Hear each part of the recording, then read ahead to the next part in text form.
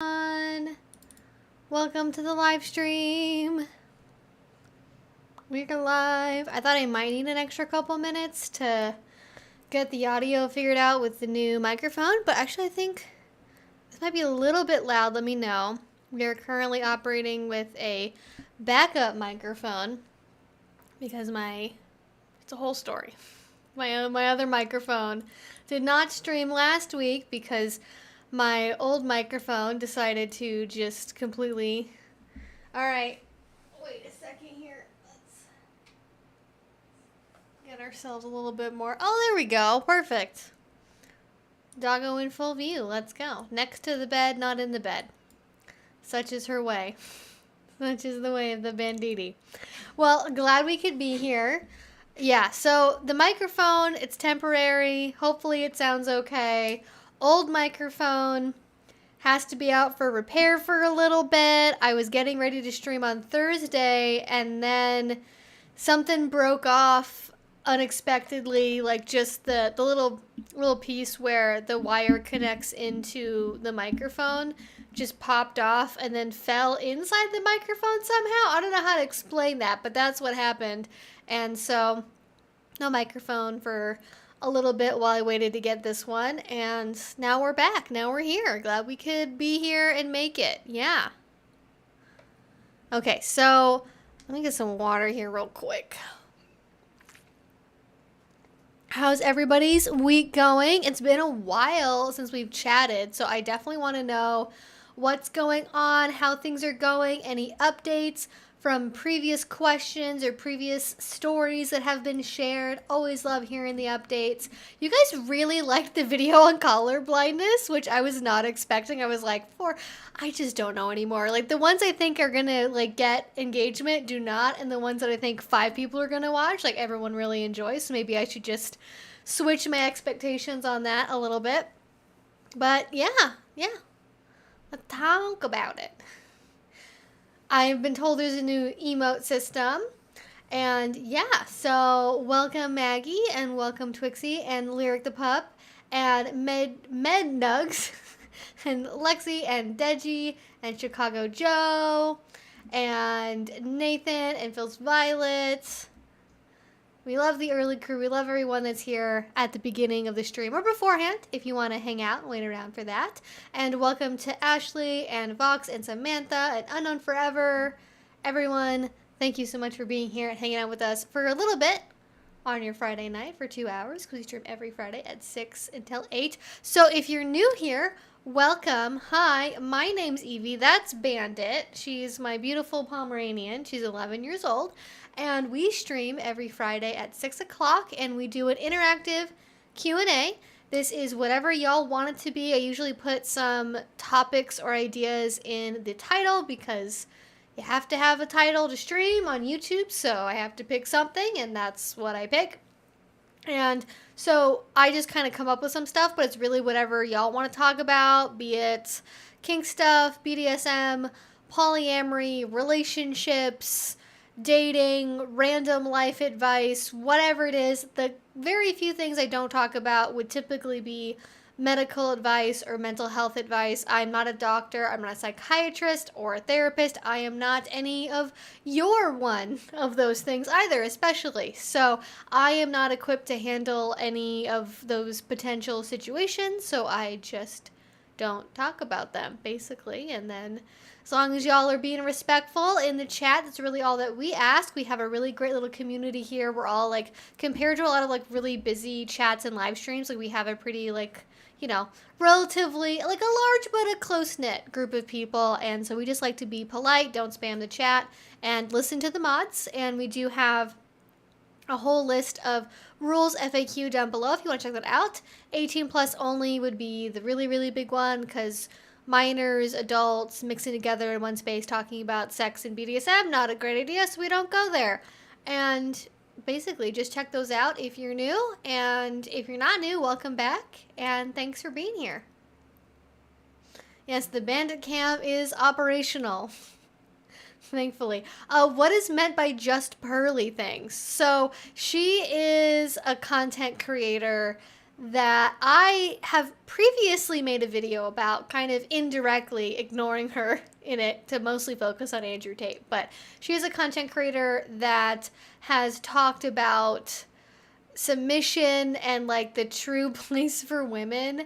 And she was on another live stream recently with another content creator, and she just said some real wild stuff. And then earlier today, she was tweeting through it, and she tweeted something that was like,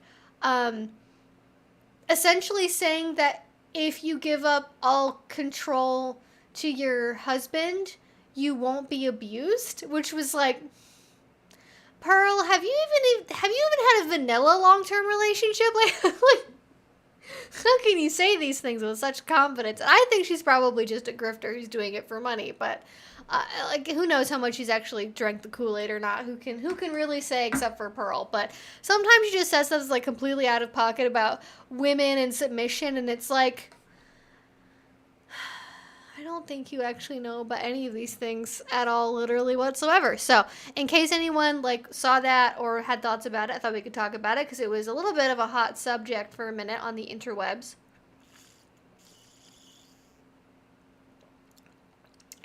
But yeah.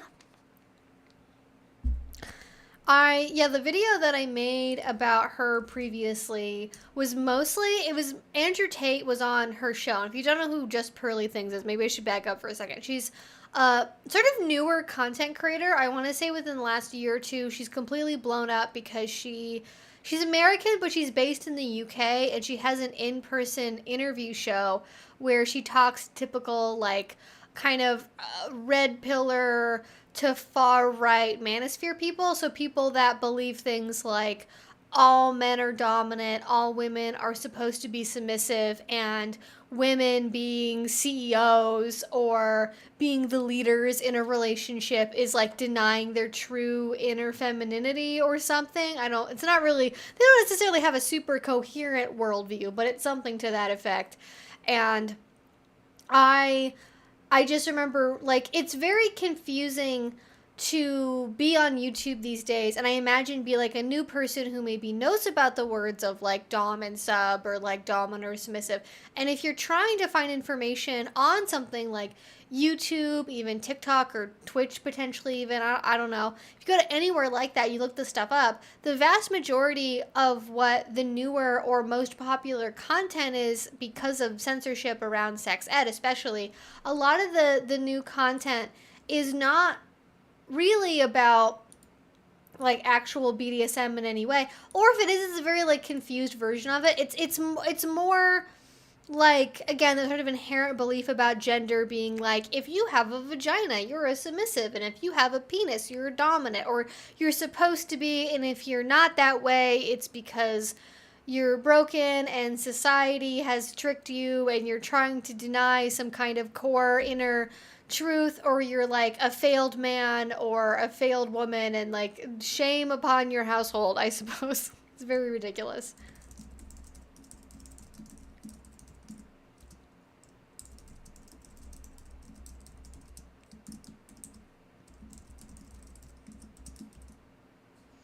And I did a Q&A with Field, which is a dating app I've recommended a number of times to folks over the years. Really the last 2 years, I guess. It hasn't been quite years upon years, but for the last little bit, I've been recommending Field. And I did a Q&A with them and with Kat Black yesterday that was really interesting. I got like really interesting questions about like finding community and meeting people and like how to get into kink, and it was just really refreshing to kind of go back to some basics that maybe seem obvious to a lot of people in retrospect, like once you like know about the community. So I want to be clear, this is a Q&A, and we kind of go across the whole range of different experiences within BDSM, and that can be stuff that is more personal and like very detailed, and it can be more general. Like, don't feel embarrassed to be here and ask a question about like, well, I don't even really know what BDSM is, or like how is a bottom different than a submissive? I don't really get that. Or like, what does it mean to be vanilla? Like, even if it seems really basic. I do have some links in the description box to sort of more common questions, but even if you're sort of wondering, okay, I want to know the basics, or there's something that seems like it got skipped over that seems obvious to everyone else, but I don't really get it, feel free to ask. Like, I'm here for whatever we want to talk about. If it's really advanced, very personal stuff, or more niche things, or more sort of basic stuff, it's really whatever. I'm happy to go over everything as long as it's helpful and not like too personal. Like, that's really the main thing. Like, I'm not gonna tell you what my address is or whatever, but I would say follow common sense, but I feel like that's maybe not actually really that obvious. But anyways, let's get into some questions. Audio's fine. I'm surprised it's getting fixed. So many people are just like, LOL, you have to buy another one. Sorry. Yeah, sure. Seems like they're pretty good. Still have not. I need to actually probably follow up with them at this point. I have not yet heard back on. I'm going to turn the audio down a little bit because I think I'm peaking. But let me know if it gets too quiet. I'm trying to adjust it here. Yeah, Shure, which was the manufacturer for my other microphone, they were like, yeah, we can just send us a description of what's wrong. We'll get you a quote for the repair. And they haven't actually gotten back to me with that yet. And so I'm waiting on that, but then it'll be mailed off. But they seem to stand by their products, or at least offer the ability to get it repaired, which would suck if I had to just completely buy a whole new one, because those microphones are not cheap. But this cheapy one, it's not too bad. Okay, more questions. Let's see. What is color blindness? Google even seems confused.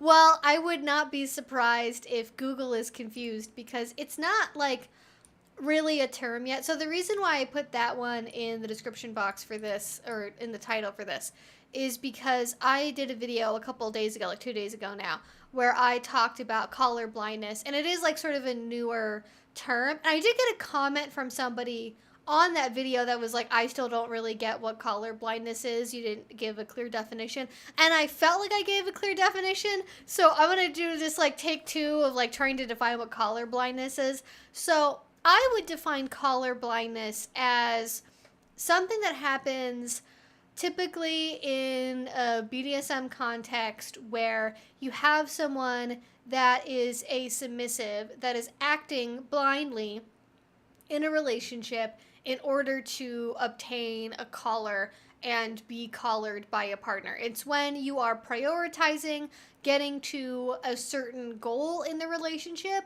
more than the relationship itself. And the analogy I used in the video, which I think maybe kind of confused the definition for some people, because I kind of like inserted it partway through the definition, is it's very similar to if you are in a vanilla relationship where like most people, marriage is really valued and everyone's trying to get married and they want to get the rock and they want to have a big wedding. It's analogous to if you were vanilla and you were chasing after a marriage or your dream wedding or your dream dress or the rock or something, and like sort of not fully considering who you're committing to or what having a lifelong commitment, if that's what you're doing as part of that, like what that would really be like, because you're so focused on getting to the like essentially the aesthetic thing you really want to have, as opposed to like your life changing in this very fundamental and legal way in the case of a vanilla, registered normal legal marriage. And yeah, so color blindness is a way of describing that. Now, I didn't invent this term, so I cannot take credit for it. I want to be clear that this is sort of like, I'm sort of the third person that I'm aware of, at least, talking about this between two other educators and creators. So one of them is Pup Amp from What's the Safe Word, who we talk about and go back and forth with all the time on various topics. And then actually Race Bannon, who's another like much older, more senior member of the BDSM community. He heard Pup Amp say that during a live stream. He put it in a blog article, and then I made a video based on the blog article. So here we go. But as I said in the start of that video, you never know what the next big term's going to be. You never know what the next brat or SSC or smart ass masochist or any of those sort of like little, you know, very popular, or like topping from the bottom even, right? Like those sorts of terms that get to a very concise idea, and it's concise, but maybe the idea is bigger. And I think you never know what's going to happen with that, and it's just good to explain it before it gets too confused. And I do think it is a term that's really helpful because I see it as related to sub frenzy, which I don't think I said in the video, but it was something that somebody brought up in a comment. I was like, sub frenzy is a much more, which isn't even really just for submissives. I think any like S-type, bottom-oriented person, when you get into the scene and you're like, I want to do all the play, all the scenes with everyone all the time for like every single weekend, 5 times a weekend for months, where there's that feeling of rush and pushing towards really, really wanting to do something and like never really taking a step back to like recover or evaluate, and you're leading with your desire to want to get to do more scenes because they're so exciting, and you're maybe ignoring red flags, you're not pacing yourself, you're going really heavy really fast, and that can be dangerous. And I think an offshoot of that that's more particular to power exchange and getting a collar would be collar blindness. But also like sub frenzy has this connotation of being for new people. I don't think it's only for new people. I think it's anytime you've had a long break from the scene, or you've ended a long-term relationship, or you're just out there exploring again. I think it can happen to anyone. So I think that if you are newer, sub frenzy is very much a thing. It can also happen for more experienced people. I'm not sure how much color blindness affects experienced versus inexperienced people. My inclination is it's sort of like mid-level experienced people maybe are like most prone to collar blindness, because you know about what collars are, you know about, you already have to know quite a bit to be able to get into collar blindness to start with, but you maybe don't have the experience of power exchange yet to kind of temper that desire. Or I think especially if you are somebody that used to be in a DS relationship or tried it before but couldn't really get full commitment in that way that you wanted from your partner, I think that gets more tempting to be like, oh, I want to obtain that again. I need to earn that again. And I didn't really go through that after my sort of very big, like, not, it wasn't really public in that, like, we talked about it on the channel or anything, but like it was a relationship that the internet knew about, that like there was, you know, I used to wear a collar, I wasn't anymore, I had to explain that. And when that breakup happened, and by the way, if you guys don't know about that, I have a video where I talked about it within the last like 6 months or something. You guys can find it on the channel. It's called What Happened to My Collar, if you want to check it out. And to sort of skim over the relevant part of that video, I sort of thought originally after I ended that relationship that, okay, like I definitely want to have this kind of thing again. I want to build towards that. But then as I had more separation and distance from it, I was like, wait, do I really want this particular thing again? Like, what would that look like if it was different? And so I decided after that, that especially because like my job's currently on the internet and that's what I do for a living, I don't, like, as far as that, like, and maybe this would be different if that stopped being true at some point, but I think even if it wasn't true, based on my experience wearing a collar, I don't think I would go that path again.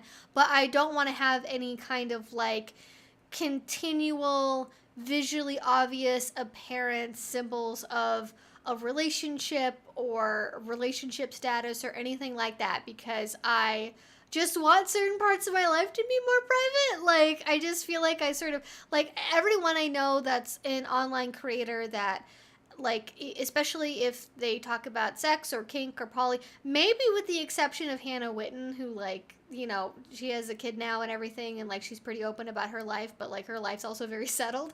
Like, almost everyone else I know that has some degree of public relationship on YouTube or other social media has come to regret it later, in terms of, like, yes, it's so great to share your happiness with the internet, but also you have to share unhappiness if and when that ends, because otherwise, like the audience, you're going to want to know what happened, right? You'd be like, okay, well, what happened here? Are you okay? What's happening? Like, we know about it existing. Is it still there or not? And so you kind of create this obligation of like needing to tell people. And like, if you're in the throes of like dealing with a breakup or recovering from being in a relationship like that, it gets very difficult to like balance your own inner emotional needs with like the needs of like an obligation towards people that want to know what happened. But anyways, that's like a whole side tangent on top of color blindness. I hope that helped answer your question. And so I feel like now I've gotten through like the feeling of color blindness, and like I'm never gonna say never. Like I'm not promising it'll never happen that I will wear something like that again, or that you guys won't see anything.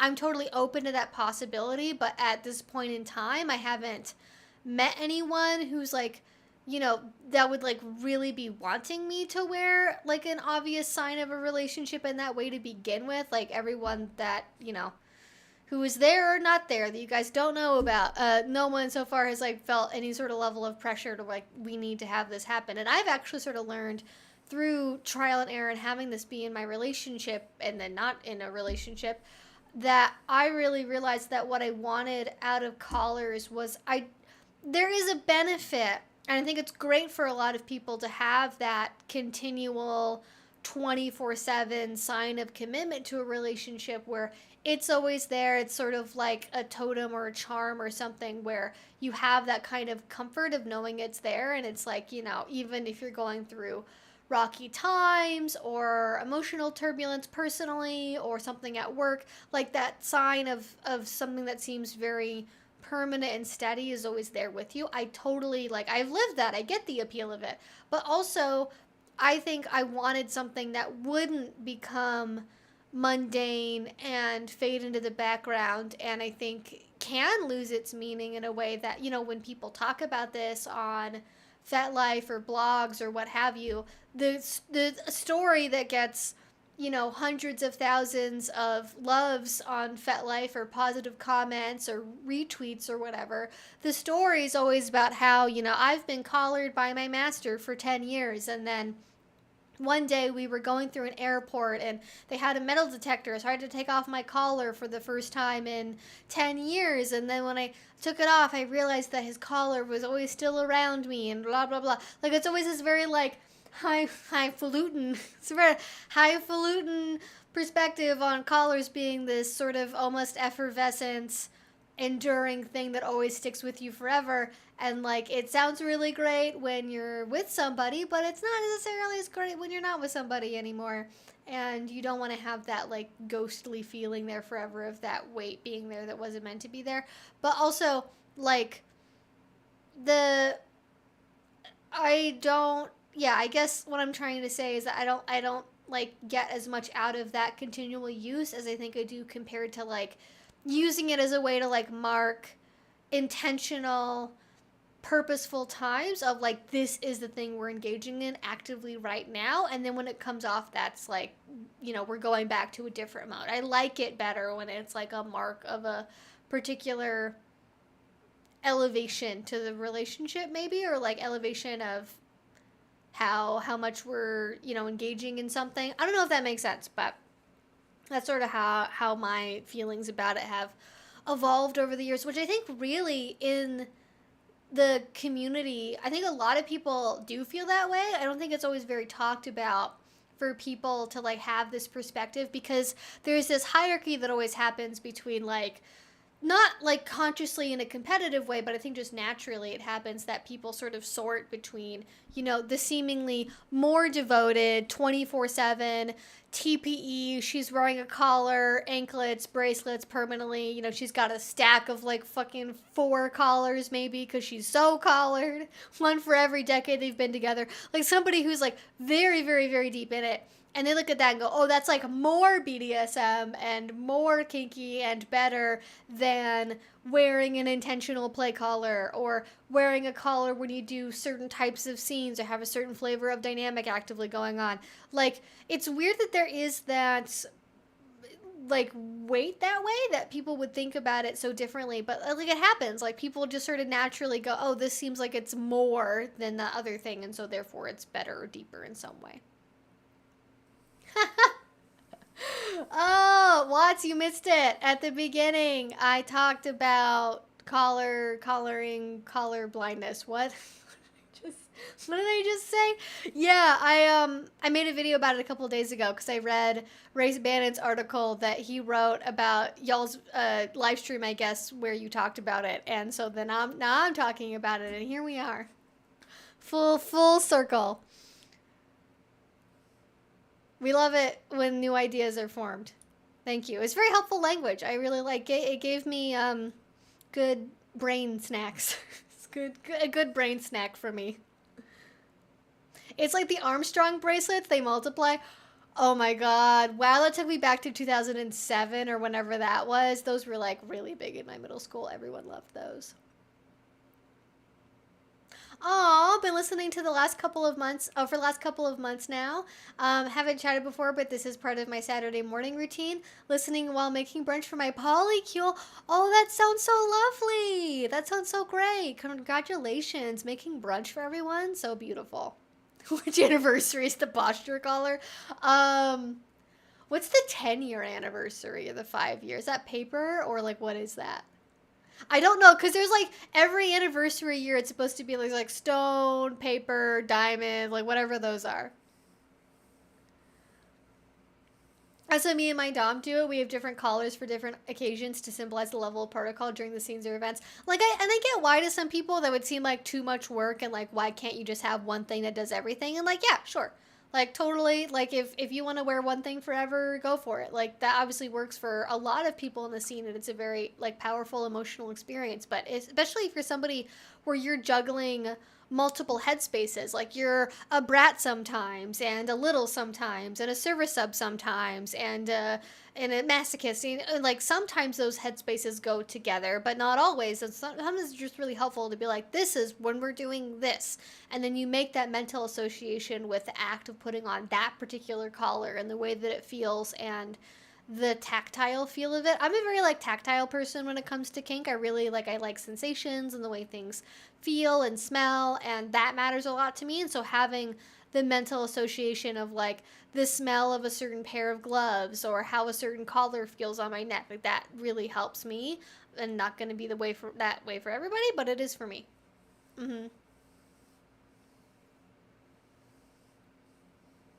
You mean the Livestrong armbands? I remember those being everywhere when I was in elementary school. Yes. I feel like that was like, for me, that was like 4th to 6th grade, somewhere in that. I can picture people wearing them, but I can't picture in what context it was being worn or like what classroom it was happening in. Yeah. Code switching is fun with collars. Yes. Especially like if you, like, speaking of polyamory, like if you're polyamorous and you have multiple doms or play partners or subs, like having different distinct collars for those different places can also really help. And like, yeah, I mean, like if you're a switch, right? Like you might not always, like for some switches, I know like they like wearing a collar 24/7 from their dominant partner they have, and it doesn't really affect their dom headspace with other people that are submitting to them. But for other people, it does kind of make them go, what mode am I in right now? And it can cause at least my experience with it was, and this is not to like, I don't think this is necessarily a big negative, but I did have people that would make assumptions about how available I was and that I wasn't necessarily poly or wouldn't do certain kinds of play or whatever, because I was wearing a very particular kind of collar in a visual way for like a really long time, and that caused people to assume things about me that weren't true, and that's not very nice.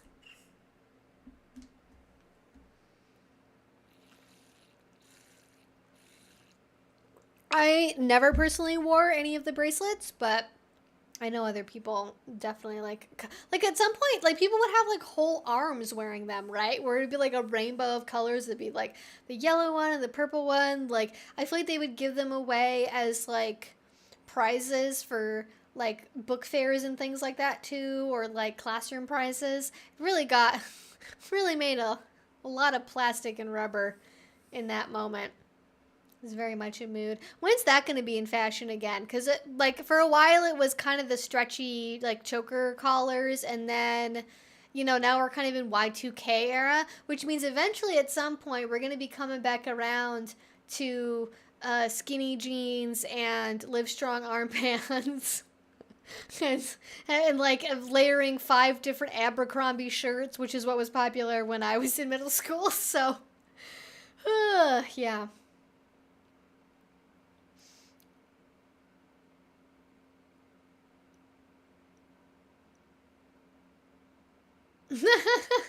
As a weird aside, another great YouTube creator. Yes, I love Verbs and Alters. Very good people. Dorian. Yes, Dorian is good people. Is collecting Loops earplugs in the hopes that 2 of them have a special moment and boom, my earplugs. I've heard very good things about the Loops earplugs. I have not yet gotten to use them in a kink setting, but I am looking forward to trying it out. Cause I have like the Google ear pods, and I don't know if my ears are just very petite, but they like stick out of my ears quite a bit, and so I can't really like lay down when I have these in. Like I can't put my head to the side at all, which is more prohibitive. But I think if it could stay in my ear like the loops do, I think that would be way better for kink reasons. Mm-hmm.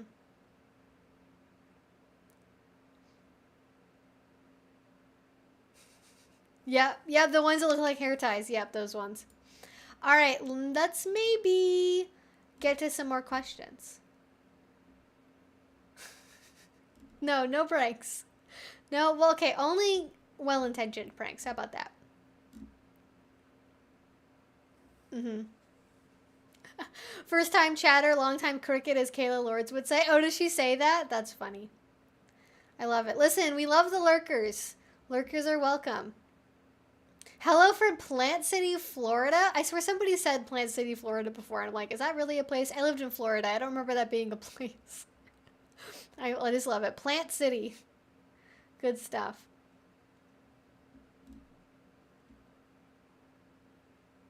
Yeah, it is very much the Tradwife movement, but more extreme. Yeah. I once wrote a very long video script that I never actually turned into a real video talking about trad wifery and submission, and then I just got into it too far, and I was like, do I really want to make this? This seems like it's probably gonna bring too much heat, but I don't really want that. I may end up thought you were apolitical. JPT is the reason why.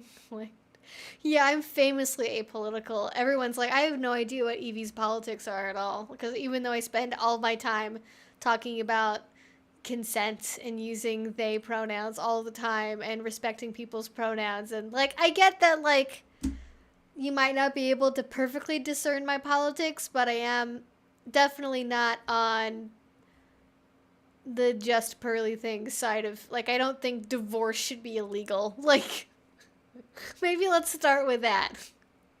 I'm not, like, I don't know how, like, is just pearly things say that she's apolitical while advocating for divorce being illegal? Like, at what point does that stop being apolitical? I have to wonder.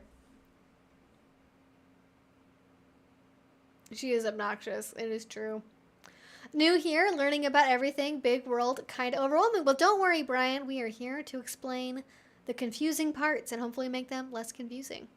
I have accepted I am never going to have a discussion about BDSM with my family. I'm okay with that. I think a lot of people are in the same boat. I feel like that has to be the default. Like, I don't think most people's parents are, like, equipped to have this conversation or know anything about it, and I'm more on the side of, I think it's like, unless it's something that is really important to you in a way where you're willing to put a lot of work into helping your parents understand this, or your parents are just naturally very, like, if your parents are hippies and just like very open and understanding, okay.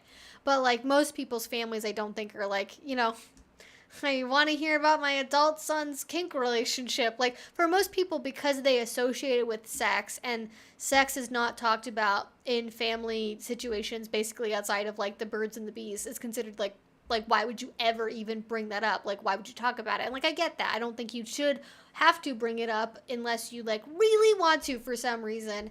But it's hard realizing that there is a part of your life that your family will simply have to never know about for their own comfort. And yeah, it's a lot to sit with. She loves the floor. Her and I, listen, we are peas in a pod. The two of us. The only main difference between me and Banditi is Banditi likes to be up at 1 a.m. patrolling the yard for possums, and I don't do that. But yes, we love sleeping on the floor. She has her own built-in pillow when you think about it. She's so fluffy. She just basically has her own pillow built in, and so she's basically fine. She could be in the bed, but the floor is more comfortable. I'm wanting to start a sticker business, and I'm thinking of making cute, sneaky kink stickers. Any suggestions you'd like to see as a subtle tongue-in-cheek kink reference in stickers? Oh, that's a good question. What's like a tongue-in-cheek, like, kinky thing? The first thing that comes to mind is a sub, like a sub sandwich. Like to be like, like it says I'm a sub, but then it's a picture of like a sub sandwich or like a hoagie roll, whatever you call it. I think that's probably a good one. And like anything like cat ear designs maybe, or like animal ear designs would be very popular with pet play people, and that's like pretty innocuous and not really, something many people would identify as like that's a kink thing. What else would be like a good like subtle kink reference that like not other people would like understand as being kinky? There's not really any like big universal symbols of kink that I can think of. It's a gag gift. Oh, yeah, sure. Patrolling the yards for possums is fun. Well, not if you come face to face with a very angry baby possum who's like confused and scared. Had to extract her like a Navy SEAL out of that scenario. I was like, all right, let's back up, separate the combatants here. Because Banditi just wants to smell and say hello and make friends. And the wild creatures do not want to smell and say hello and make friends. Fully stuffed subs. Oh my god, that's a good one. Yes. Yes. I don't know if CBT, is that like a thing? Rope bunny is just a bunny made of rope. I feel like I've seen that one before a lot, so I feel like maybe that one's kind of done. Just anything involving a bunny maybe. I don't know. Just a chain, yeah. My halo doesn't go over my head. Wait, is that a reference to a conquering? Wait, is that what that's referencing, or am I thinking of something else? Hey, no worries. You were here right when you're supposed to be here. Glad you could make it. Etsy always has kink-focused but cute ideas for kink gifts. I know a lot of them, I get the feeling they're like auto-generated and like stolen artwork, so I would generally recommend buying random crap from Amazon, but yeah, I'm mostly just thinking about sandwiches, I guess. I don't know. If I think of more during the course of the stream, I'll bring them up. But for now, that's what my my brain is on. Yeah. I mean, without getting, like, religious. Like, if you wanted to get, kind of combine religion with kink, you could definitely do a lot with that. They were dancing on your roof? Oh, my God. Possums are just, like... I thought I left possums behind when I moved out of Florida. I did not. We have a whole family of possums that hang out around here, and I don't know where they go exactly to sleep and like hang out, but they're in our yard all the time now.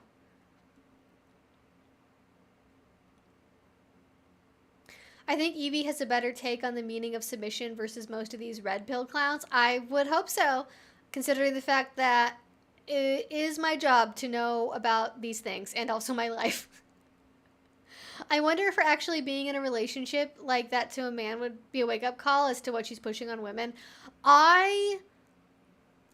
So, not to get too political again. I'm going to fiddle with this pen for a little bit, so I apologize. You guys can hear me clicking a pen. But there's another, not really a related person necessarily, but somebody who sort of has made similar content-ish, like 7 years ago, named Lauren Southern. And Lauren Southern was a far-right agitator. Maybe let's call her that. And she left YouTube, presumably, to go live a trad lifestyle with a trad Catholic husband and have a baby and live this perfect womanly life she was supposed to have that she'd been lecturing people about from the time she was like 22, to be like, women are only fulfilled if they get married and stay married and have babies, and don't get married unless you want to be together forever, and single parenthood is really, single motherhood is, to them at least, because they don't think about like single fathers being a thing that exists, like is destroying society and has all these terrible bad outcomes, and single mothers are terrible and bad and selfish. And then she got divorced. Wouldn't you know it? And it wasn't because she wanted it, it's because her husband was a Australian federal agent and didn't want to be married to a political agitator anymore. Now, my pet theory about that is I think that she got Romeo'd by an Australian federal agent that was keeping an eye on her for her dissident political activity. And then as soon as the investigation he was doing was over, fucking got out of there and extracted himself and went back to the Australian government. That's what I think probably happened. It's just a complete tinfoil hat belief. But I don't really actually know. Anyways, I think that a lot of these people, like, until they live it, they are incapable of having empathy. Like, it's not good enough to just tell them that somebody feels a different way. They have to live feeling that different way for them to go, oh, this is a valid experience that other people have besides myself immediately right now in the present moment. Like, it's ridiculous to me how many people require either having somebody very close to them personally going through something, or they have to personally do it. Now, I think Lauren Southern is a dyed-in-the-wool true believer. I don't think just Pearly thinks is, though. I think she's perfectly fine making shit up, pulling stuff out of her butt, saying whatever to get views and attention from mostly men, and to get negative attention from people who don't like her because she is sad and lonely and feels bad and wants other people to feel bad. And she likes money and fame and wants to also have fame and money, naturally. And so I think that she is probably cynically, I think she believes some version of what she says. I don't think she believes the full Monty. I don't think that she believes literally that all divorce should be illegal, except for possibly in the case of one-sided abuse proven in a court of law. I think that she probably thinks that divorce is bad. I think she probably thinks that women are, on the whole, on average, worse at making decisions than men. But I don't think she literally believes that women should not have the right to vote and, like, would actually really advocate for that in, like, a meaningful political way. I think she's kind of happy to say whatever as long as it, you know, gets her money and views and clicks. And it fucking worked, because suddenly becoming a 1 million subscriber YouTube channel overnight in today's YouTube environment is no easy feat, and being able to agree with people like Andrew Tate and, you know, Fresh and Fit or whoever certainly put her on the map and helped, you know, make that possible for her. Although she also came from a very rich family originally. So did she really need the money? Probably not. But she's also addicted to attention. So, you know, that's my read on her. I think, though, if she went through it, because my impression of Pearl is she's 26, and I don't think she's had any really, like, super successful long-term relationships. And so she doesn't really know anything about relationships at all. She's not married, doesn't have kids. And I think she had, like, one maybe serious relationship that broke up. And so she thinks, well, fuck, getting broken up with sucks, and I hate not having a partner. And the solution must be women need to avoid this, and so you should always get married right away. And then she kind of just decided her opinions outward from that point. And I think that if she really had to live being in a marriage, she could not legally leave where someone was harming her every single day in a very real way. She would suddenly realize, and you know, if she couldn't legally leave, or if she had to go through the expense and torture of going through an extensive legal process while living with the person that you are accusing of abusing you, which is the part of that really confuses me. Like, okay, so wait, you're not allowed to divorce until you go through a trial where you accuse them of abuse. Are you allowed to physically separate? Like, What happens if you have a shared marital bank account? What happens with that? She does not leave those questions answered. So, who's to say? I think she would probably have more empathy, but she's also like dense as a rock, so I'm not really sure how much she actually knows about anything. The anti-feminist red pill stuff is one of the easiest ways to get attention and money now. I mean, it really is. Like, as long as if you are willing to parrot Andrew Tate as a woman, you will just get lots of people that will clip you and react to you and be like, yeah, see, a woman agrees with me. Like, it's literally this, like, gendered tokenism where it's like, see, look, this woman agrees with me. But the thing is that she's not considered attractive by any of these men. She thinks that she is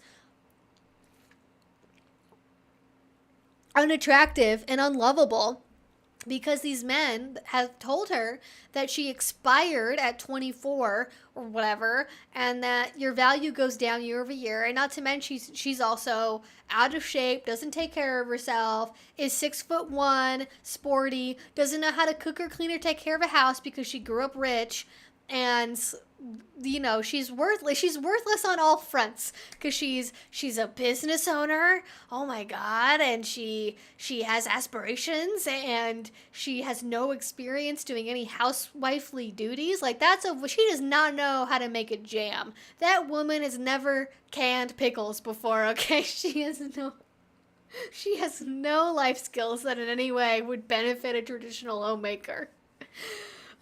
Definitely the kind of wife that would order DoorDash for every meal. Let's be honest. That's the vibe. But it's sad, really, though. Like, as much as I'm kind of poking fun, like, it is sad to, even if you don't fully believe it, because I don't think she believes kind of the more extreme things that she says about, you know, divorce should be illegal and all this. I don't think, you know, women should not have the right to vote. I don't think she really believes that part fully. I think she does believe, though, that there is truth in women's value decreasing and men being only attracted primarily to young women throughout their entire lifespan, no matter how old they are, and that your value goes down year over year after, like, you know, your early 20s, and that basically you just have to hope and pray that some man will deign to marry you, and that you'll get, like, she literally just said I would be, like, fortunate to be married. Like, it's so sad. I'm like, Pearl, if you just, like, went back to school, did something else with your life, and then, like, you know, learned how to take care of your hair a little bit better, and, like, maybe wear some sunscreen, like, you'd be great. Like, just some basic maintenance would be awesome for her. Like, I'd love to, like, if I could be friends with Pearl for a day, and I could just be like, all right, girl, you're a redhead, you're very fair, you're a Fitzpatrick type 1, we gotta figure your shit out, okay? We gotta put some sunscreen on you, we gotta get you a tretinoin prescription, because your skin is as thin as an apple. I mean, we just need to address this. Like, I would, like, all right, let's get you to a salon, cut off the split ends, because I know you keep putting the split end remedy in your hair, and that shit doesn't work. The split end just travels up your hair shaft. You gotta just chop it off. I know long hair is feminine, but we're gonna get there the healthy way, Pearl, okay? Like, I wanna help her achieve what she wants, but also she was very rich growing up, and so she could have learned all of this at some point, but also she had 10 siblings, so maybe not. I don't know. She thinks women have a blue book value. I don't know why that's so funny to me. Just like a Kelly blue book for women. Like Mitt Romney, binders full of women. Listen, everyone forgets politics from pre-Trump, but let me tell you, we had a couple of golden moments between HW and Trump getting elected. And binders full of women is one of them. I still remember that to this day. Yeah, exactly. Women have a Kelly blue book for you. Which is funny, because if women do have a Kelly blue book value and her family is rich, that means that would make Pearl like the worst Mercedes-Benz of women, right? Because she comes from a rich family and a rich lineage, but she, for some reason, individually sucks. And so that must mean she's like the lemon card of a family of, like, very good cars, or expensive cars at least. Pearl knows exactly what she's doing. She's a pretender, no mercy. Yeah. Basket of deplorables, yes. Yeah, Good old our money. Oh my god, I forgot that part. So good. Like, I actually, like, I don't hate Pearl. I want to be very clear. I don't hate her. I think if I knew her in person, like, we had gone to high school together or something, even though and she's 2 years younger than I am, I bet she would have been very annoying to be around. I can't imagine her personality itself is radically different than who she is in her private life outside of her belief system. But I don't like hate her. I think that she's doing very bad things and I wish she would stop promoting such terrible ideas. But I have pity for her more than hatred. Like, I'm annoyed. I have pity. I would like love to be able to help her out with whatever basic stuff her mom either failed to teach her or did not have open dialogue around growing up.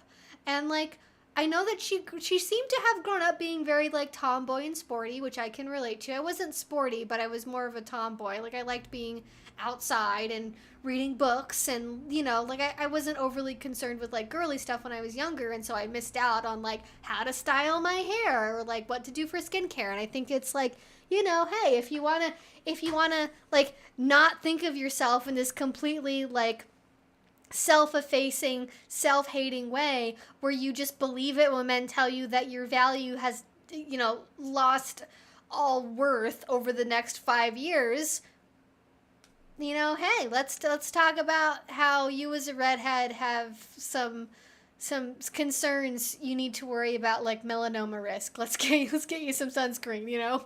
That's my thing.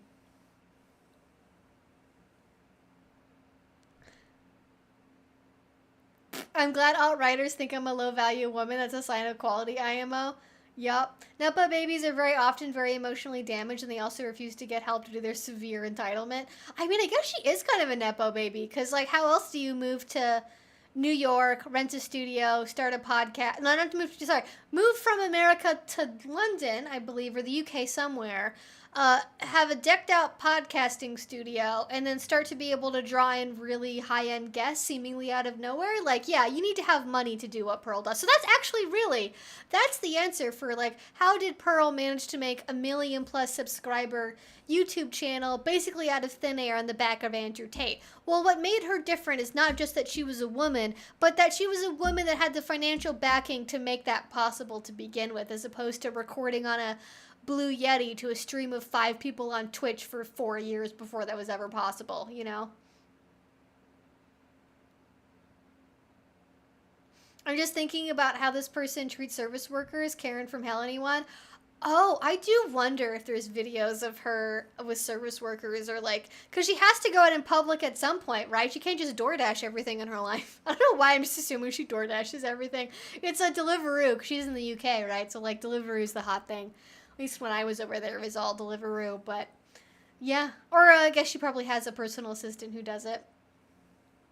Yeah, she grew up in a bubble. Traditionalism is for her the saving shit. This is just young and inexperienced, knowing it all views. She, as it gets from the others, IDK, she actually has a mind of her own. I mean, from what I could see, I think she went to like a smaller private university near where she grew up, and I think even though she did go to college, and like she actually went to a school that has like a lower NCAA rating to play sports at than like my school did, and I did not go to a school that had a good sports program, which I find very funny. But whatever, that's not important. It's just a weird side note that I found out about.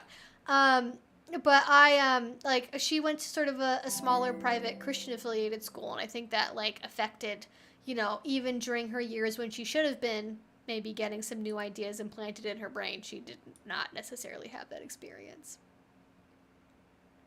Ah, I get that Tradwife is problematic, but what is the difference between Tradwife and 1950s housewife kink?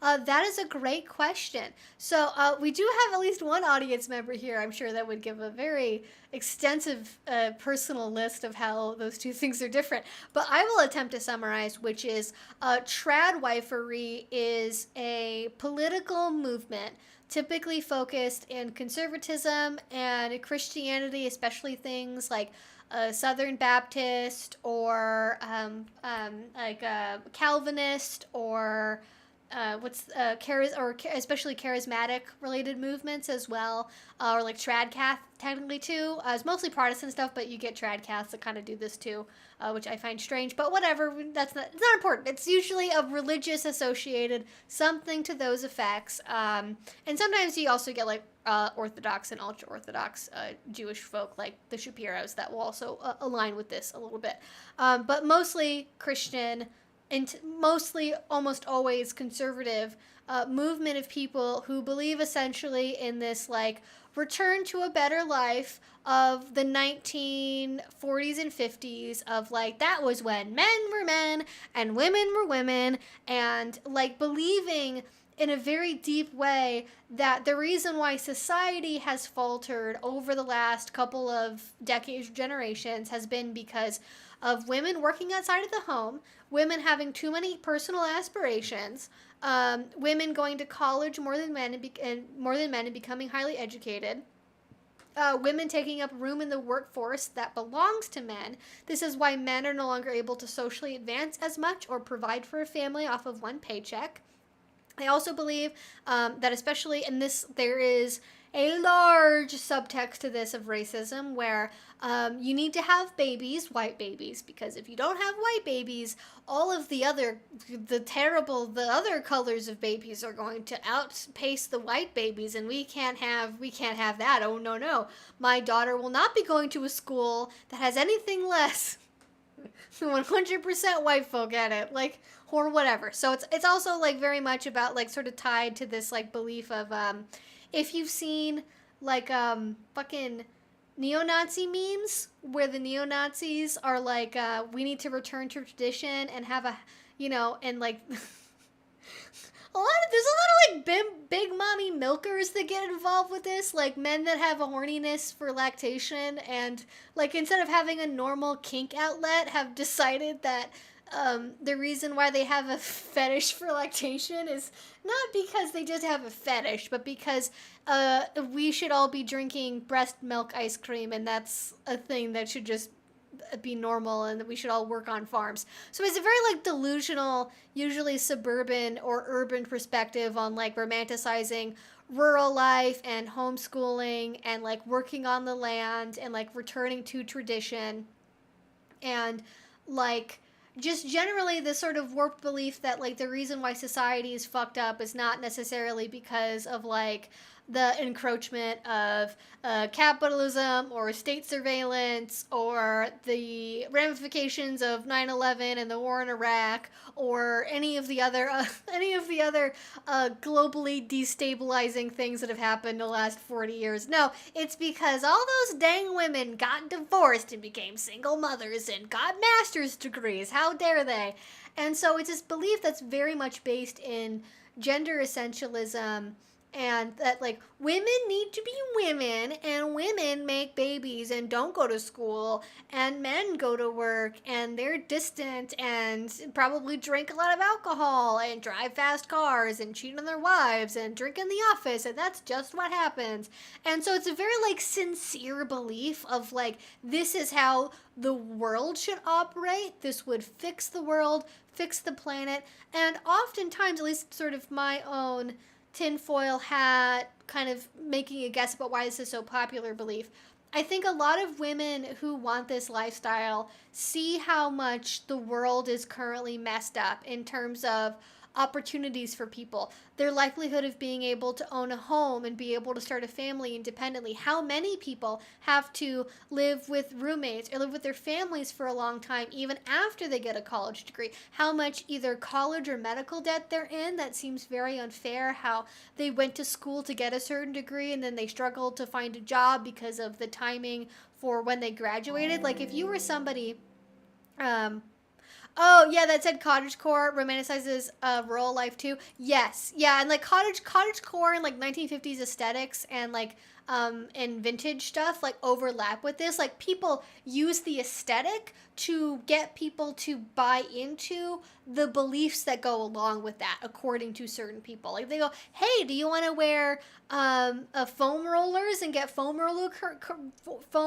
curls and grow tomatoes in your backyard? Well, boy, do I have a political ideology for you. Like it's not implicit in it, but people package them up together. It's literally putting lipstick on a pig. Like they're like, let's pretty it up and make it not sound like a terrible hellhole from which we could not escape, because people like somehow do not realize, like somehow we went from 1950s idyllic life that was perfect for everyone. No one had any complaints. Everyone was happy. It was like Leave It to Beaver all day, every day. And then somehow these feminists came out of nowhere and started burning bras and burning books, and they were awful and they hated men. And why did that happen? Just because, I guess. Like, no, the reason it happened is because the women of the 40s and the 50s that were trapped in these terrible, lifeless, soulless urban environments where they couldn't connect, they didn't have community, and they were forced to raise children oftentimes alone or with the husband being gone for long hours and not having meaningful social connection outside of that.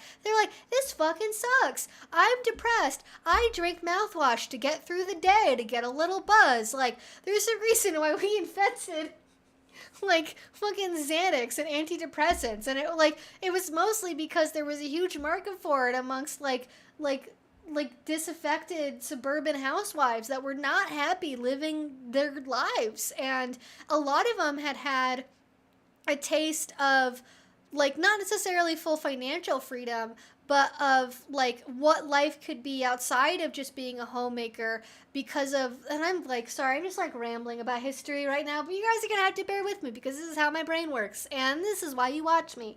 So like when you're talking about like the women of the 40s and 50s, and like before that when they would have been part of the workforce during the war effort, and also like, you know, going into the Korean War and things like that too, like you had women that like they worked really hard, they became mechanics, they joined the military, right? They became like the Seabees and like the women's part of the Air Force, and like I forget what the other what the name for the other women's corps were, but like they got to see what it would be like to have these kinds of jobs they didn't previously have access to, and then they were sort of forced to like, you know, all right, now the men folk are home, time for you to go back to your proper place. And then they did, and they went, well, this fucking sucks. Like, I just, you know, play pinochle all day and like drink myself to death at 2 p.m.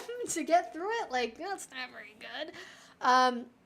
And so, yeah, so there's sort of this, like, ahistoricism to it of this, like, idyllic life that never really existed. And what's so funny is these people will, like, literally use advertisements from the 50s to be like, let's go back to when things were right. And this isn't even getting into the fact that this is all, like, it's a very whitewashed version of history. It's a very sort of, like, white, suburban, well-off, centric version of that time period, of that somehow being the ideal. Because we are not going to be talking about the civil rights movement or what life was like for minorities or queer people or anyone else that wasn't being featured on an advertisement for a washing up liquid.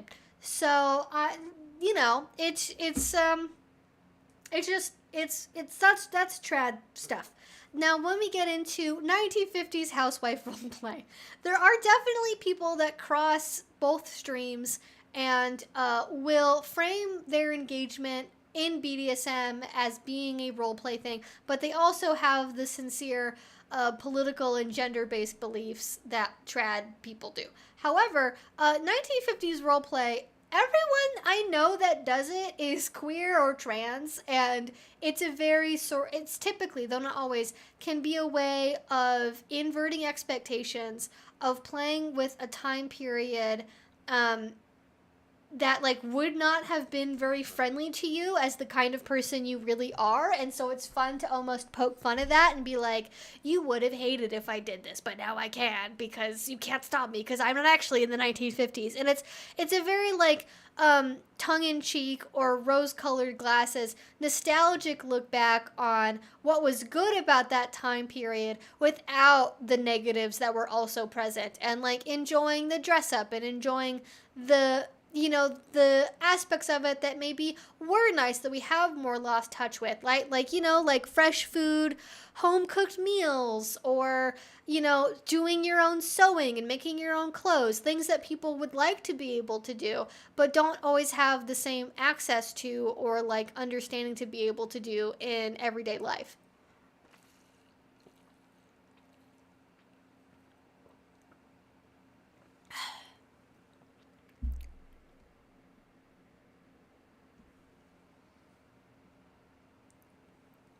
Yeah.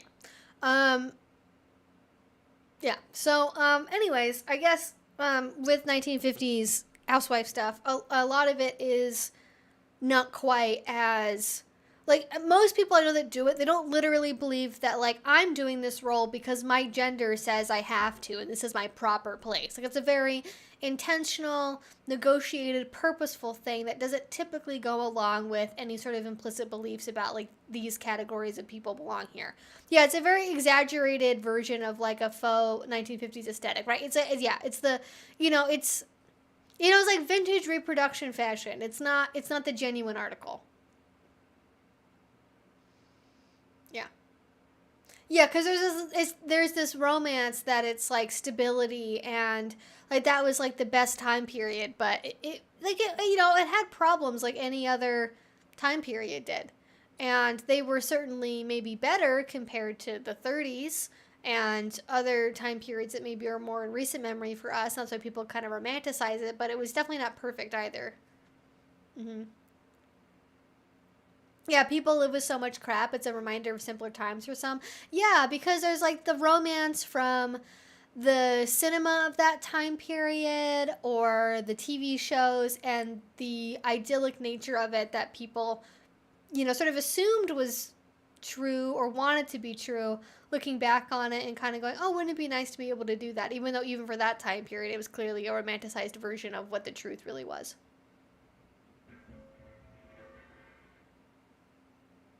I don't know what that noise just was. All right.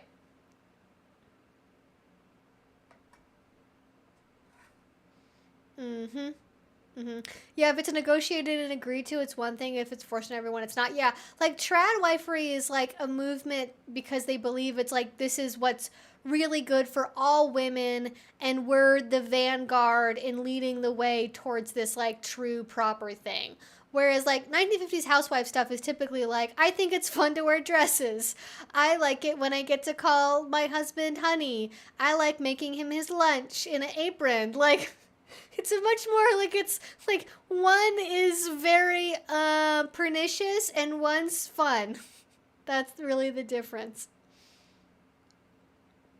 Yeah, exactly. I don't submit to my husband because he's a man and I'm a woman. I submit because I like it. Yeah, exactly. 100%. I choose to do the housewife thing because I like it and it's fun. Nothing to do with my views on gender. Mm. Yeah, and also like sort of this idea that like I don't know. We can get a whole other side conversation about like women working is sort of like women entered into men's workplaces. Women have always worked. That's been true in my family, in most people's families, right? Like women did work that was not valued the same way as men going into a mine or an office or a logging camp. Like they were mending men's clothes. They were like, if you're talking about like even in the Wild West, like go back to the 1800s, right? Even in the Wild West, right? Who like women were running bordellos, women were running boarding houses. They were making meals, they were mending clothes, they were sewing, they were cleaning, they were nurses, like they were taking care of men physically and like doing everything else to make their lives and their jobs possible, but in a way that wasn't perceived as like genuinely being work in the same way. And because we've never really valued that the same way, even going into like the more modern era of the last like, 100 plus years, people have sort of looked at women that were staying home, taking care of the kids, cooking, cleaning, doing homemaking activities as like not working. And it's like, well, bitch, if she was working, you know what she'd have to do? Pay another woman or somebody else at least to be watching her child, and we pay them money to do that. So is it really not work, or why aren't people just watching everyone's kids for free? And like, you know, a lot of this I guess is also symptomatic of, at least, you know, in America and many other countries where we don't have like communal family environments, where we don't have multi-generational households living together. And so like if you do want to work outside the home as a woman, like you do typically, if you have younger kids, you have to have somebody there to watch them or take them somewhere else where they can be watched, because you don't have, you know, the childless aunts or the grandparents, or, you know, maybe older brothers and sisters, or, you know, your brothers and sisters that don't have kids yet or have older kids that can take care of your younger kids. Like, you just don't have that community aspect anymore to be able to do that. But it's I think I read an article somewhere that if we valued women's work in the home like properly, it would add like several $billions to GDP, which is like kind of nuts just to do that overnight. But hey, you know what? People are saying that VR and AR are gonna add 5 trillion whatever dollars to GDP in the same amount of time. So maybe that's just a drop in the bucket. Yeah.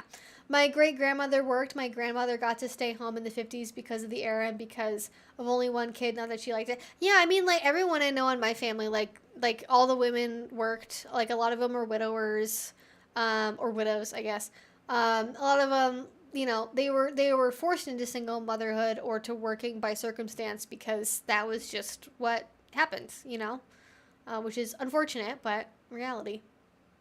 Mm-hmm.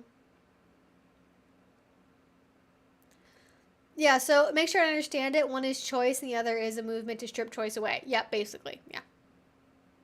And I think there are people that are in the trad wife movement that are probably more like 1950s kinksters but don't realize it yet. They don't realize that you can just play dress up for fun and do it that way and not have to also believe all of these other things and be part of this whole like particular political movement. Yeah, and if it wasn't for the undervalued work of women, the men wouldn't have been able to function effectively. Things evolve and change, but in that time period, yeah. Yeah. Exactly. Well, that was a long ramble. So thank you for, I guess, giving me the opportunity to ramble about that. Maybe let's move on to some other questions. Has anyone ever heard of a man who wants to be saved by a strong woman from a muscle woman? Okay, so it's like fucking King Kong versus Godzilla or whatever, but one of the women's Godzilla and one of them's King Kong. I can't seem to find anyone with this fetish. I mean, I think lots of people have like an exercise kink or like a muscle mommy kink, but I don't think there's like a specific word for that exact thing. I know a lot of people are into like Amazons as well, maybe like that, but I don't know if there's any other specific terms for that besides what I already said.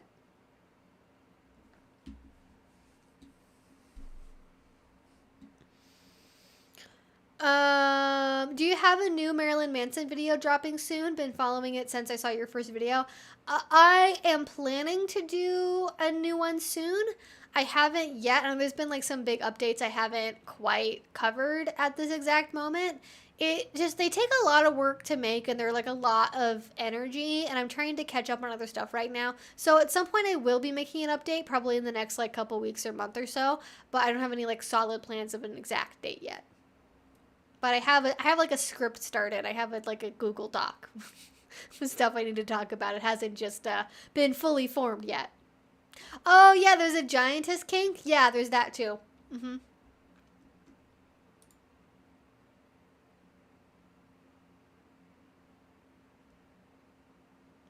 Yeah, I know that, but I've never heard of specifically being rescued by a woman or have their honor defended by a woman. Yeah, that one, I think that aspect of it is sort of like damsel in distress plus giantess.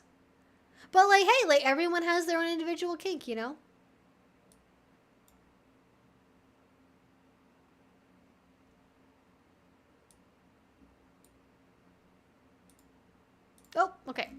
All right. Wait, I got booted to the new part of the chat. They're corrupting from me. They are. It's true. They need to. They need to write you a check for that. Yeah, it's a gag gift. Yeah.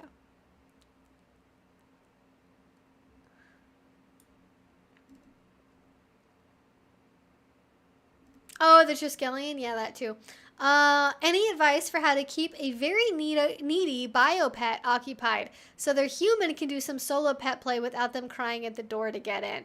Um, so, I mean, I'm not an expert in dog training, but I do have a dog that she likes to be with me all the time, basically. She'll be outside by herself, but if I'm around in my room, she really wants to be in my bed. She wants to be with me, or she wants to be what she's doing right now. Like, she wants to be in the office with me somewhere in the room. And what I have generally found good to do is to like get them used to that being a regular thing. Like, don't just do it when you're only trying to do pet play. Like, establish it as part of a routine that like at some point during the day you're going to go behind a certain door and they're not going to be able to get through it. And it's like, I don't know if your dog's big enough to like cause destruction if they're crying or scratching at the door. But like, you know, my dog can't. But like, if I had a really big dog and she could actually damage the door by scratching it too much, I would maybe go about this a little bit differently. But I've had to like teach like Bandit for when I've been, you know, going to the gym or going on errands. Like, she learned at first, she was very anxious about it and would be very worried that I was gone. But eventually she realized that like, oh, this is a normal thing. It happens. She comes back. It's not forever. And she was really able to calm down and it became a more solid part of her routine. In terms of like keeping the door open and like them not crying, I mean, honestly, anything, if your dog's food motivated, anything with treats is like a good idea. I don't know if you live with anyone else, if you have a way to like do this. um mm, I don't know. Let me think about this for a little bit, because I have sort of an idea in my head, but I'm not sure how to articulate it. Um, I mean, well, I guess let me back up and say this. Like, you're trying to keep a pet occupied. Like, if they don't have like any sort of like longer like puzzle treat driven games are like a good option. Like ones where they have to really like use their nose or like solve something to get to a really high value treat. That can be a good thing for keeping a dog occupied and concentrated on something. If they have like a higher value or even like a longer chew toy, like a beef cheek roll or something like that, where they can sit and chew on it for a long time without you having to one supervise them, and also like they enjoy it and it's good, but will also keep them from just like crying at the door. Also, other things to keep them entertained, like, you know, if there's like dog TV channels, if your dog finds that soothing, and like other techniques you can use in terms of like, there's all kinds of like different sprays you can try, or like other things that can help a dog like calm down from a stressful scenario. But I think the main thing is like teaching your dog it doesn't have to be stressful, which is them learning that like you don't go behind the door and like disappear, and they don't have to like follow you in there, and you have to teach them through some way that it's okay that the door is closed, and like them getting it used to being part of the routine on a regular basis, and then like rewarding them when they're calm and quiet, which is difficult to do when you have the door closed. um so I mean, maybe it could be you go behind the door, planning to not do pet play, and then when you notice them being quiet or like making the decision to be quiet and like settle down, then they get a treat, and then like just encourage that behavior of like them like not like crying so much. But like separation anxiety in dogs is really difficult. I'm not an expert at that. If you're dealing with like legit like separation anxiety, that's like a different thing from just like your dog isn't used to you being behind a closed door and like needs to like get used to that. Like typically with my dog, like if she starts scratching at the door and she wants in, like, you know, if I'm just like doing laundry, I let her in. But like if I'm doing something else, I will let her scratch for a little bit. She'll realize I'm not opening the door. She'll go down and like sit down somewhere else and calm down, and then I'll go out and I'll like pet her and reward her for like going and being calm somewhere else and not continuing to scratch at the door. I'm not an expert. I don't know how much that actually works. My dog is kind of a weird case of a dog, so don't take my advice that works for me with my dog as meaning that like it's gonna work for everyone all the time.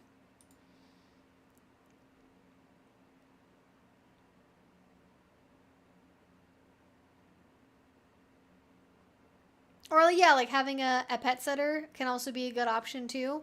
But also, like, I guess also, if maybe there's a part of the day where you normally would be separated anyways, like maybe doing it late at night before bedtime or in the bathroom even, because I'm assuming you're able to use the bathroom with the door being closed and they don't like freak out about it. So yeah. When you missed the start of the conversation, you don't know whether she's talking about her telling her pet play kink. I am talking about somebody who wants to do solo pet play and wants to leave their dog out of the room while it happens, but the dog is trying to get into the room. Does that help give it some context, maybe?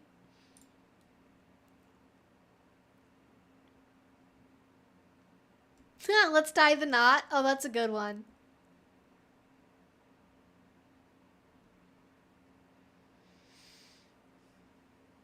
Possums are super helpful. They eat ticks and other pests. I mean, I'm glad they do that part.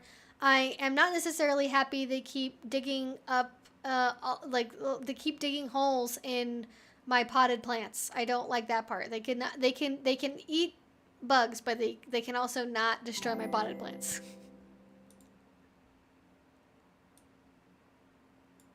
Oh, interesting. Okay. Are NDAs recommended for age play partners? I'm trying to think of any circumstance where that would. Let me think about that.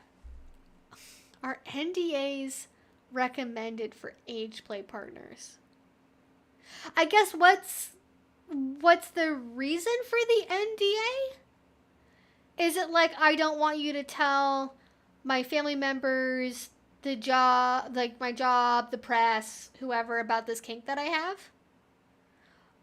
Or because I don't like, I don't really, I'm not a lawyer. And so, like, how enforceable different NDAs are in certain places is, like, from my understanding, like, pretty variable even to begin with. I don't think that you need one. I'm not really sure how much help it would do. I just think of in 50 Shades of Grey, Christian Grey, one of the first things that he does is he, like, has Anna send or sign an NDA. And I don't really know if that really did anything in the long term. But, like, NDAs won't help you if you get accused of assault or accused of wrongdoing or the police get called or something. So if you're doing it with the intention of, like, a legal protection from that side of things, it probably won't do much. And I'm also not really sure how much it would practically help with any other concerns. It just kind of seems like getting a lawyer involved for unknown amounts of money for something that maybe won't actually even be helpful. Like, I don't know, I can't think of anyone. If anyone knows anyone, how would you know if they had an NDA? Because if they have one, they probably can't tell you. But I don't know anyone that has used an NDA in a relationship before like that. Oh, because it can be a cause to questions about child molestation? Well, I mean, from, like, if they tell somebody else, you're going to get accused of that, or that's going to be assumed? I mean, I don't think that's necessarily going to stop that from happening. Like, if somebody thinks that you're harming kids, I don't think an NDA is going to stop that.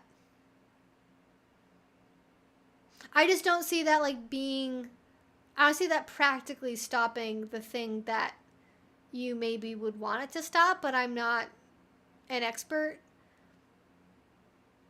Yeah. I'm not really sure. I'm trying to think of, like, I don't think it would.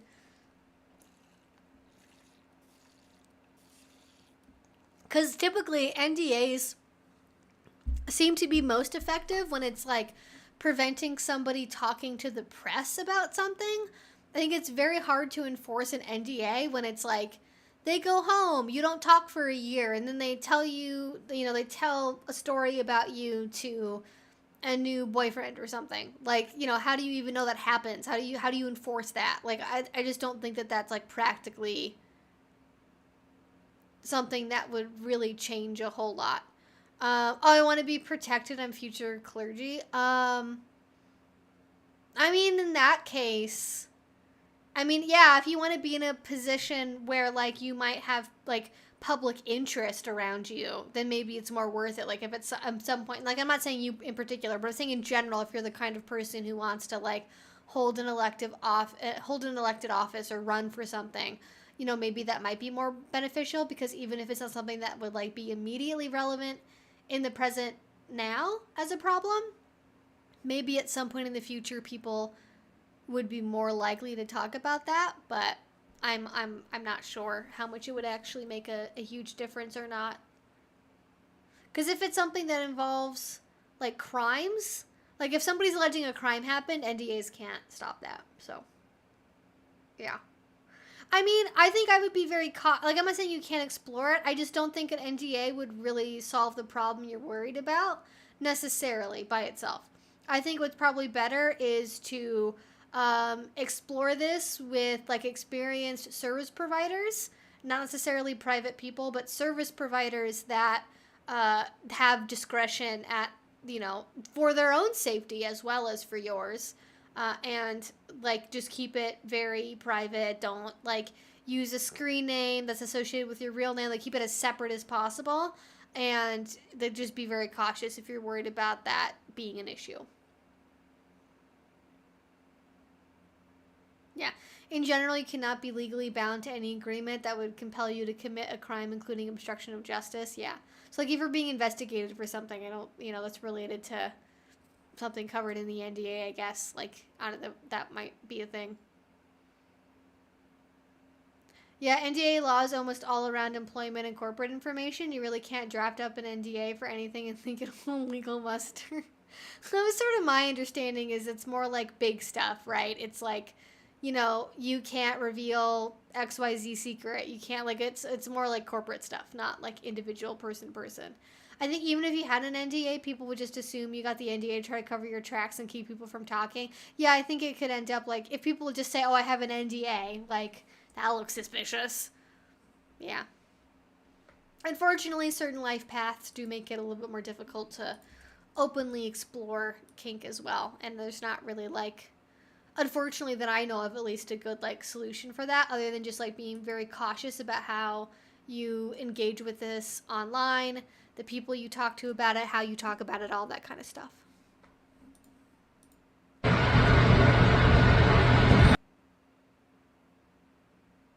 right, let's maybe move on to another question. We have half an hour left, so get your questions in now, folks. And likes on the stream. If you haven't liked the stream yet, go ahead and get that in. Let people know you've been enjoying the content. At least if you're not enjoying my content, do you enjoy the dog video? Maybe that helps. Maybe that helps get you through it. Oh, it's exciting. Congrats on your promotion. That's great. Hopefully not too much extra work, and hopefully a commiserate amount of pay for the amount of work. Thank you for the kinky visual pun ideas. This is helpful for getting my evil creative brain in gear. Well, definitely let me know if you manage to make some stickers. I love a good sticker.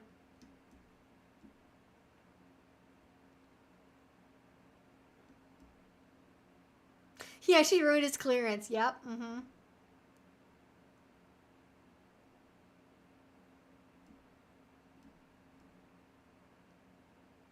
She definitely tells her audience what she wants to hear, yeah. Makes sense that she's not actually married and can just attack women's rights from her ivory towers. Yeah, her parental paid-for ivory towers. Yeah, she doesn't practice what she preaches. I mean, I guess her defense is she's like, I mean, it's sad, but I feel like her defense is like, I'm so ugly and unlovable that I can't even be held to my own standards because I'm the kind of woman that in my own worldview would be, you know, childless and unmarried and alone. Like, it's really sad, but I think that's kind of her defense for why she's doing what she's doing is, you know, no man who's high value or is like a manly man in my worldview want me anyway. It's just like sad. So sad.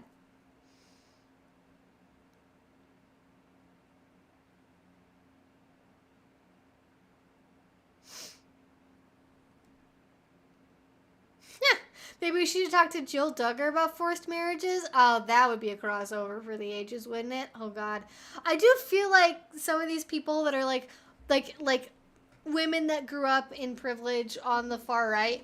I think they would greatly benefit from like talking to certain people that have left the far right after they experienced it, because it's like, oh boy, when you find out what went on in the Duggar family household, you go, all right, so literally the most beloved family in America that was conservative and religious and all that stuff, everyone was like, oh, they seem so nice, they seem so wholesome, look at them and all their kids, so well behaved, and it turns out not really that great, actually.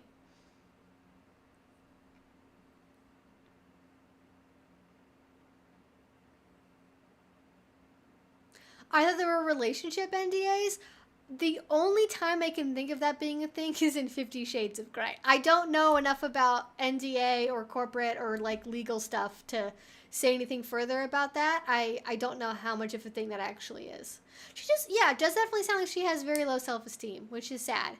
Because, you know, it just affects her whole life. When you don't feel good about yourself, it's very hard to do anything else. If you're just like, I'm not worth anything, I don't mean anything, like, yeah. Why would you ever try to be good if that's what you believe? Oh, or the transformed wife. Oh, she's a pill. Like, oh gosh, she is something else. The transformed wife. We're not going to talk about her too much. She's an older lady. I think her name's Lori or something. And she literally, and keep in mind, she, like almost all these women, did not live the life that she says is the ideal way for women to lead, right? To have a life. She, like, you know, I think maybe she remarried and had like a second husband. Maybe I'm thinking of somebody else. But she had a career and everything else. And then, like, you know, she used birth control. And she's like, women shouldn't work outside the home. They shouldn't use birth control. And if your husband wants to have sex randomly all the time at 2 a.m., the marital rape isn't real. And it's like, this is where we're currently at as a society, is it?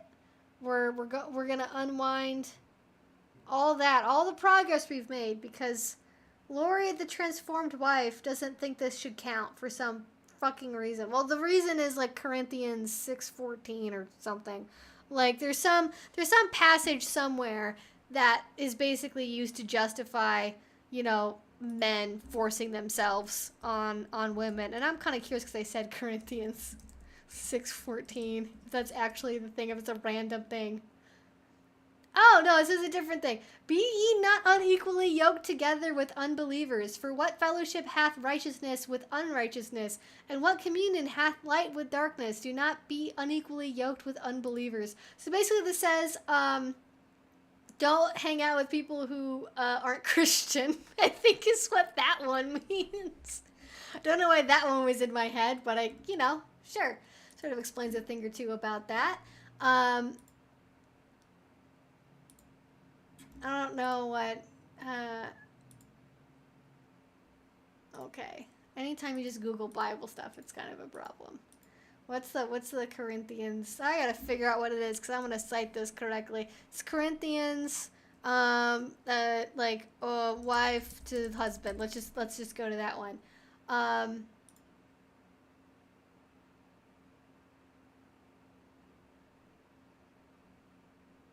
Oh, here it is. It's Corinthians, it's 1 Corinthians 7, 1 through 16. Now for the matters you wrote about, it is good for a man not to marry. But since there is so much immorality, each man should have his own wife, and each woman her own husband. Wait, what the fuck translate? Listen, I need my ye olde Catholic translation here.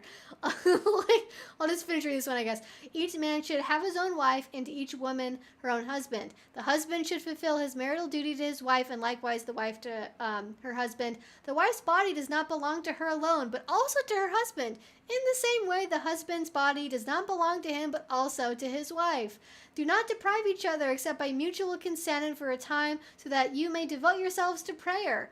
Then come together again so that Satan will not tempt you because of your own lack of self-control. This must be some kind of funky, new agey English plain language translation. This is not nearly fire and brimstone enough for me. I need something that strikes fear into my heart with old Latin. I need...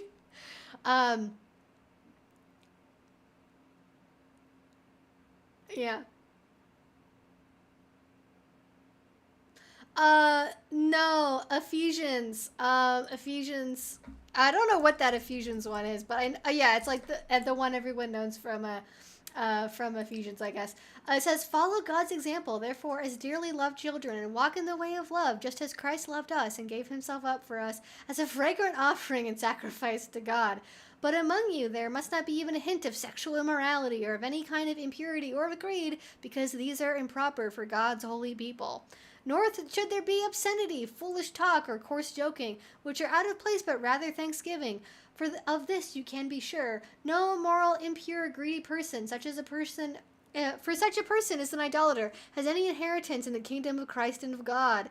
Let no one deceive you with empty words, for because of such things God's wrath comes on those who are disobedient. Therefore, do not be partners with them.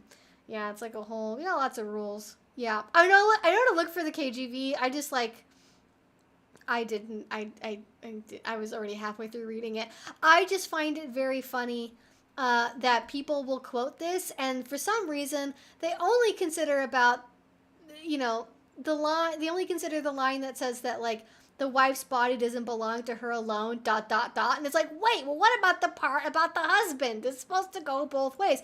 And then it immediately says after that, do not deprive each other except by mutual consent and for a time. Like, it literally says that you are allowed to say no.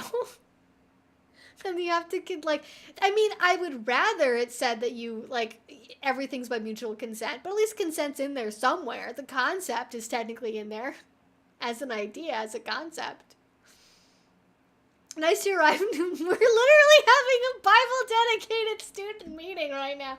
We are literally having a BDSM. Oh, this is good. This is good stuff.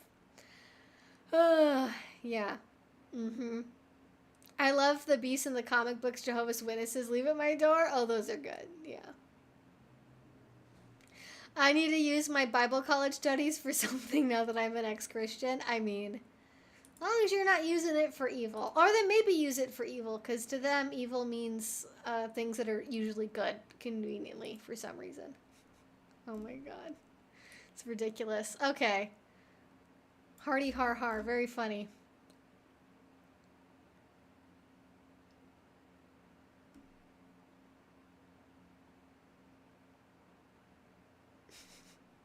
First Leviticus, Trad Poly should be law. Praise your captor, for he can do no wrong. Yep, exactly. And then you'll have to pay a shekel for whatever.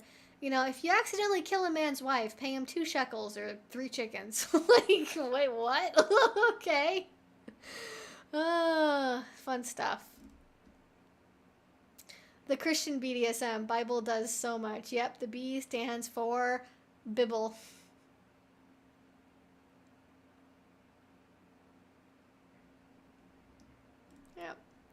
The joke is that Catholics don't read the Bible, but...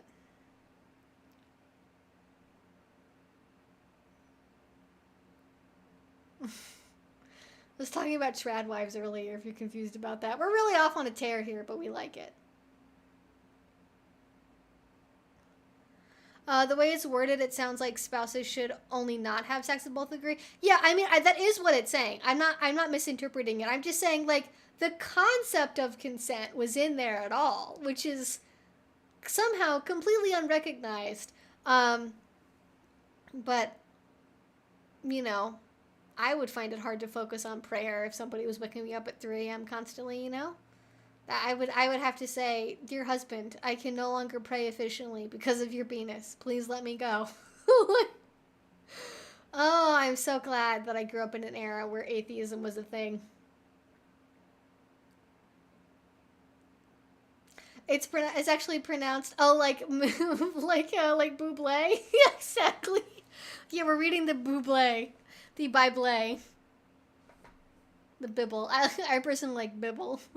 Also, any level of I shouldn't make fun too much. If anyone here is a Christian, y'all are great. You're fine. I just sometimes we can all agree the interpretation of certain scripture in this very hardline puritanical way that has no respect for modern values or consent is probably not great. Yeah.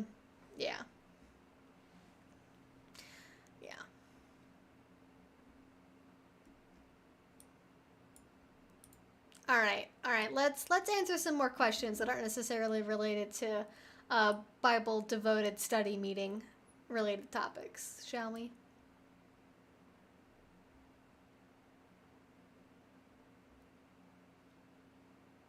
Ooh, how to make my daddy feel more of a daddy lately. If I haven't been behaving and feeling little. Well, here I'm going to give you an answer that at first will sound disappointing, but then we'll expand on it. Hopefully it'll sound better and like more of a worthwhile answer for you. So my initial thing I would say to this is you have to talk to your partner about things, and if you haven't been behaving, you haven't been feeling little lately. Well, okay, guess. Let's take a step back first. So before we have the shared space couples conversation, I think first you need to evaluate why you haven't been behaving, why you haven't been feeling very little lately. Is it work stress? Is it a seasonal thing? Is it you feel like your scenes are always the same? You get kind of bored? Have other things in your life taken priority? Does something else sound more interesting right now? Is it self-esteem or body image or something else? Is it just mental health in general? What's been going on that's been making you feel like you haven't necessarily been behaving as much or feeling little? And for this answer, you are not allowed to just say, because my daddy isn't being enough of a daddy. There is also some component in you besides your partner that is also making you feel less like that thing. And it can't only ever be just your partner's fault. It is almost always some kind of shared thing, even if it's 90-10. So before you come to a table together and talk about this, figure out why for you, things aren't currently working, why you feel like you're not necessarily behaving, or you're not necessarily feeling little. And then you can go into a mutual conversation where you say, Daddy, I love being your little. I love having our relationship, and I would really like to get back to doing more of XYZ thing. I know I haven't necessarily been behaving myself as much recently. I definitely have not been feeling very little recently, and upon reflection, I think it might be because of this. What can we do together to help me get on the right track to behaving better or feeling more little? Here are XYZ ideas I have to make that happen, right? That could be planning for a scene time once a week, like setting aside a weekend day or time after work during the week to be able to have little space time, or watching movies together, doing a little focused activity like baking cookies or going to the zoo or going on an adventure somewhere. And for your partner, you could also bring up, and maybe they've told you this, and this is where the question comes from, but I'm assuming they haven't said that, so I'm just gonna go ahead and assume that. If you haven't had that conversation yet with your partner and they haven't told you why they are not acting as daddy lately, then you can open up the conversation to them. You can open up the conversation to them and then say, I've noticed that you also don't seem like you've been feeling very daddy lately either. Can you tell me more about that? Is that true? Like, don't make assumptions and don't just like definitively say you haven't been as daddy recently, because they might not be processing it that way. And they may need some time to catch up and be like, oh yeah, well, I haven't been enforcing that rule, or I've been busy here, or I've kind of been on autopilot. Like, give them a chance to explore for themselves, like why they've been potentially not being as daddy in like a way that's been obvious to you, and then brainstorm together how you can make that happen. Like, if you can help them feel more daddy, if they can help you feel more little, and just have very open dialogue about it. Now, there are people that will feel kind of threatened by this. They will definitely hear that and go like, my partner is judging me, they think that I'm not good enough, they think I'm not kinky, and I'm not going to be able to live up to their expectations.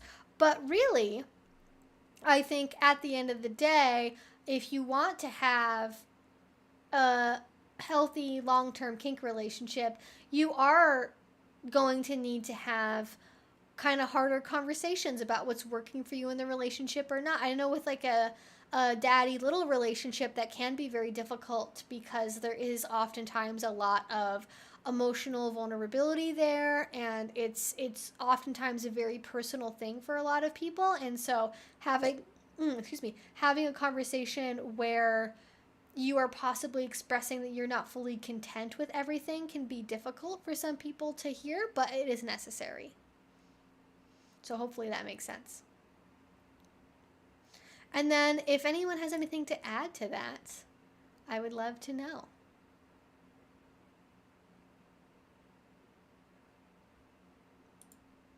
We're at 69 likes, so thank you for whoever got us to that number. We love it. Yeah. Yeah, exactly. Housewife kink is play. Tradwife is a mindset. Yes, I love that you've researched her education.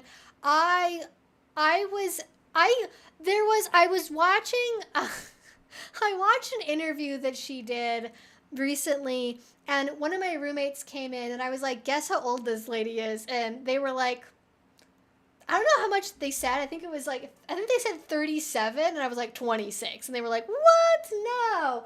And then I was like, "Okay, I'm gonna like, could she be lying about how old she is?" Well, she has all these stories about, how long she's been in the workforce for and going to school, and she has talked about how, she played basketball and stuff. So I just Googled her, and her family name's like really well known because her family's rich and they're from, outside Chicago. And so like they're, it's easy to find out who this person is. And I was able to find like where she went, like what her, her alma mater. And, I didn't mean to be a stalker. I just wanted to know if it was possible that she was lying about her age. And it seems like because of the fact that she played sports, all 4 years of her college are very well documented. And so I was okay, no, she might act, unless she took a really long multi-year gap year, she is most likely either the exact age or very close to the age that she says she is. So that's how that happened. But I think also like where people go to school and where they get their education, like that can be very, like, especially if she went to like a Bible college or something. Like I feel like that could have been very telling information about her worldview, but I honestly don't know. I'm not sure how much it affected anything. I did find out through that, very interestingly, that there are schools that have what's called a 414 scheduling system, where you have a 4-month semester and then a 1-month J term and then a second 4-month semester. And like the 1 month is over like basically New Year's and like January, February, and you basically just like are supposed to do some like independent study project or like do an internship or something, or take a single class. I don't know, it seems kind of weird, but liberal, maybe that's why she is the way she is. She went to a gosh dang liberal arts college. Oh no.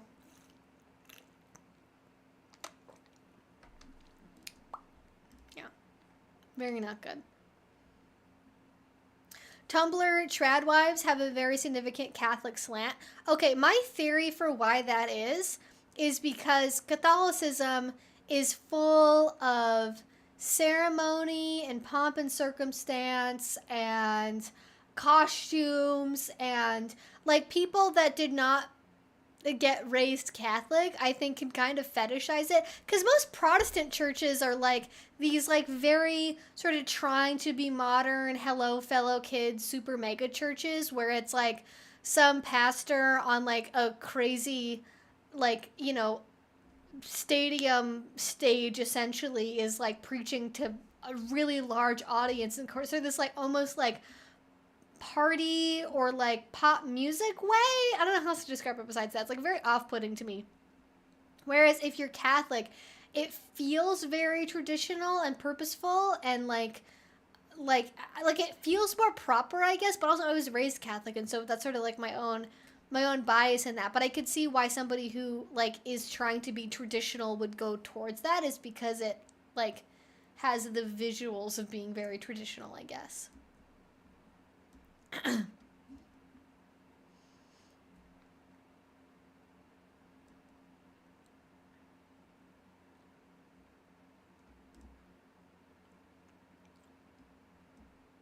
Oh my god.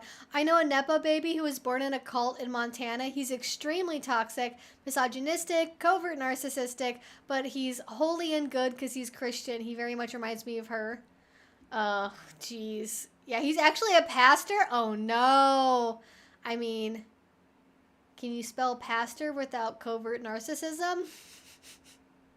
I don't know. That's too mean. I shouldn't say that, but there's a correlation in there maybe sometimes. Like you have to have like it's like being a YouTuber. Like that like I mean that in the same way that like YouTubers have a degree of narcissism. Like to get up on a stage and be like, "I have the ideas. Let me tell you what this book means. Let me tell you what God wants from your behavior." Like that takes a level of ego that the average person typically doesn't possess. So, yeah. Yeah, that's what I mean by that.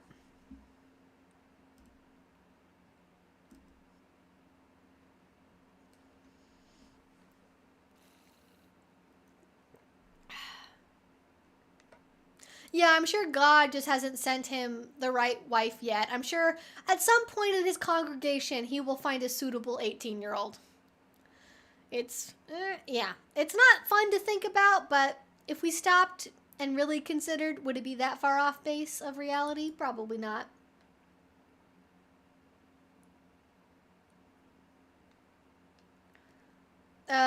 The Church of England can be very traditional, but it doesn't seem to get the Tradwives stuff anywhere near like the amount of Catholicism does. I just think it's because that. Well, I can't speak to anyone else. Like, Church of England and like Anglican stuff is like not very widespread here, whereas like Catholicism is like fairly widespread. But that's the only reason why I could think of it. Yeah, because like Anglicans and what am I thinking of? Lutherans do not really get it either. Yeah. Yeah, I should have been a YouTube pastor. Mm-hmm.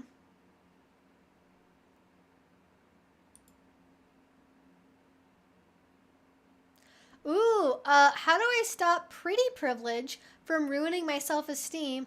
I'm not really pretty, and I've had a few dreams that are now dead because I'm just not pretty enough, and I just want to be happy in my skin. I mean, Desiree, that is a really big journey, and I'm like right there with you. I'm like on a no makeup day, I'm a 6, and on a makeup day, I'm a solid 7. Like that's how I see myself, and it's not me fishing for compliments. I'm being very genuine. That's literally how I see myself. So I get you. Um the what has helped me has, and this is not, I don't have a perfect solution yet because I'm there with you. Like I desperately want to, like, this is why I'm not like on Instagram or TikTok like at all, basically, is because like my For You page and my like recommended stuff just like becomes waves and waves of like very put together, super well dressed, always on point, perfect skin, beautiful people, and I can't look at it. It's so bad for me. So I guess maybe that's the first tip, right? Is like disengaging from social media, like especially stuff where you don't like the content is just looking at people, right? Like Instagram or TikTok, where it's like look at my cute outfit. Like there's not any substance behind it. It's just like this constant feed of like beautiful people doing beautiful people things. Like disengage from that, reconnect with what reality is of actual real people. Like if you go to a grocery store, really look at people. Like, do they look like Instagram models? Do they look like they have a 1 million follower TikTok page? Probably not. So reassessing like what reality is and recalibrating to that after disengaging from social media is like probably a good thing to do. Um, and for me, what I've found to kind of be more helpful is like realizing that I can't, like, not that it's hopeless, but like I can't change what I was born with, right? I can't change my genetics that make me prone to freckles and acne. I can't change my fucking face bones. I can't change how thick my hair grows. Like I don't have any control over any of that. And you can, you can buy as much fucking rosemary oil and skincare products and, TikTok trend makeup things as you want. It's not going to change anything and suddenly make you look different overnight. So just sort of realize that, you like getting stuck in this trap of like trying to find a fix is not really gonna, like, there is no fix because you're fine the way that you are. I personally am a proponent of body neutrality. I don't like body positivity or like what, like, I just don't personally resonate with that. I think it's fine, but like I'm just like I don't need to like my body. I don't need to love my body. I just need to accept it for how it is, and we're just gonna stay on that baseline. Um, so I would probably think about things like I focus on what my body can do and focus on health and function over beauty. Because even if you make yourself perfectly beautiful, right, by current modern today standards, like you could end up being in a car accident tomorrow. You could have to get an amputation or lose an eye. Like, you never know, right? And like I always really think about the fact that like what would I value more, right? Like what my body could do or just how I look. And so I focus on like I want to be stronger, so I go to the gym. I want my skin barrier to be healthy, so like I take care of my skin. I want my hair to be healthy, so I take care of my hair. Not so it's like the most beautiful thing ever, though that it's nice when it looks nice, but also because I want it to be healthy and functional, and good. And like maybe good is too much of a value judgment, but like focusing on more like health, and like not health and wellness and like a goop self-care, buy this 24 gold carat face mask, like not that kind of, but legitimately actual like taking care of your body, exercise, vitamins, drinking water, right? That's why I have this fucking huge water bottle I've been using for the past, what, like 6-7 months or so, because those things are important to me. And I do, like, if I feel crappy and, like, on an everyday basis physically, and also I don't feel good about the way my face looks or my hair or something, like I'm not gonna have a good day. And like I can't get out of that. But if and I like you don't have to work out. I know it's not for everyone. I love weightlifting. I love like, I don't really have like much in the way of like muscle like currently. Like I'm not a muscle mommy by any means, but like I like that's my body type. I'm an ectomorph. Getting big muscles is not really in my future, no matter how much protein I eat.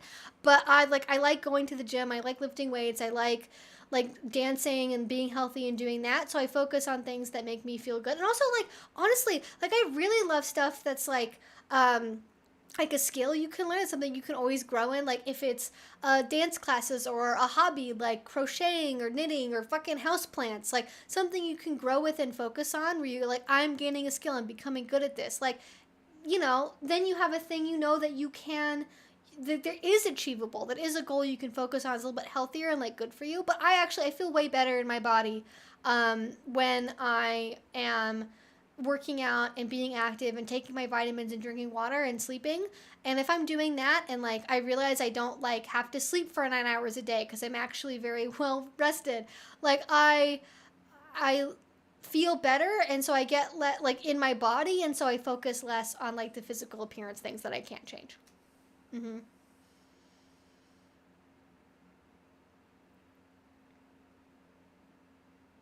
I just remembered how this woman was recommending chugging a liter of salted water for detox. Oh my god, don't do that, please. Don't so, please do not get your wellness tips from a random TikToker or influencer or anything. Yeah. Loving yourself also isn't dependent on loving your physical body. Yes, I think a lot of people confuse the two, where it's like loving yourself means that like you love, like, cuz that's the ad, right? Love the way you look, right? Like, you don't have to, right? You can like yourself and who you are, without being like, I'm the most beautiful person ever. And I think a lot of people confuse egotism about their physical appearance with like liking themselves, and that liking yourself means that you're gonna be like, I'm the hottest piece of shit ever. I look so good. I would fuck me too. Like, doesn't have to be like that at all. Um, yeah, it's also okay for your body to detox and react and throw fits sometimes. Yeah, like realizing that it's always a journey of like a back and forth, right? Like be that with like energy levels or weight loss or exercise or anything. Like it's never like a whoop, we're going up. Like it's always like it's more wibby wobbly. We want the trend to eventually go up, but if it's like going up and down on the way there, that's normal. That's like, that means you're doing it correct, Yeah. You hear the kidney screaming. Yeah. Mm-hmm. Do you know anything about Gorian stuff? I've talked about it on streams before, but it's not really like a big focus. It's something that I talk about a lot. Yeah, I find BDSM very helpful for getting out of my head, my ASD head specifically, and into my body. Yeah, definitely. Like, I feel like also being in kink spaces and seeing like just all different bodies being presented. And I actually talked to Kat Black about this the other day, and she mentioned, kind of echoed the same sentiment of, like you will see all different types and sizes and shapes of bodies and different people at BDSM events. And it's not just like the most attractive blonde 20-year-olds that are runway models. Like it's all different types of people. And maybe seeing more realistic average people having fun and doing things that feel good in their bodies and being embraced for that. Like maybe that's a really positive thing to see and experience. You should trade stocks. Listen, all I know is, and we're not going to go into my background at all, but I will say this. Time in the market beats timing the market, and that's the philosophy I live by.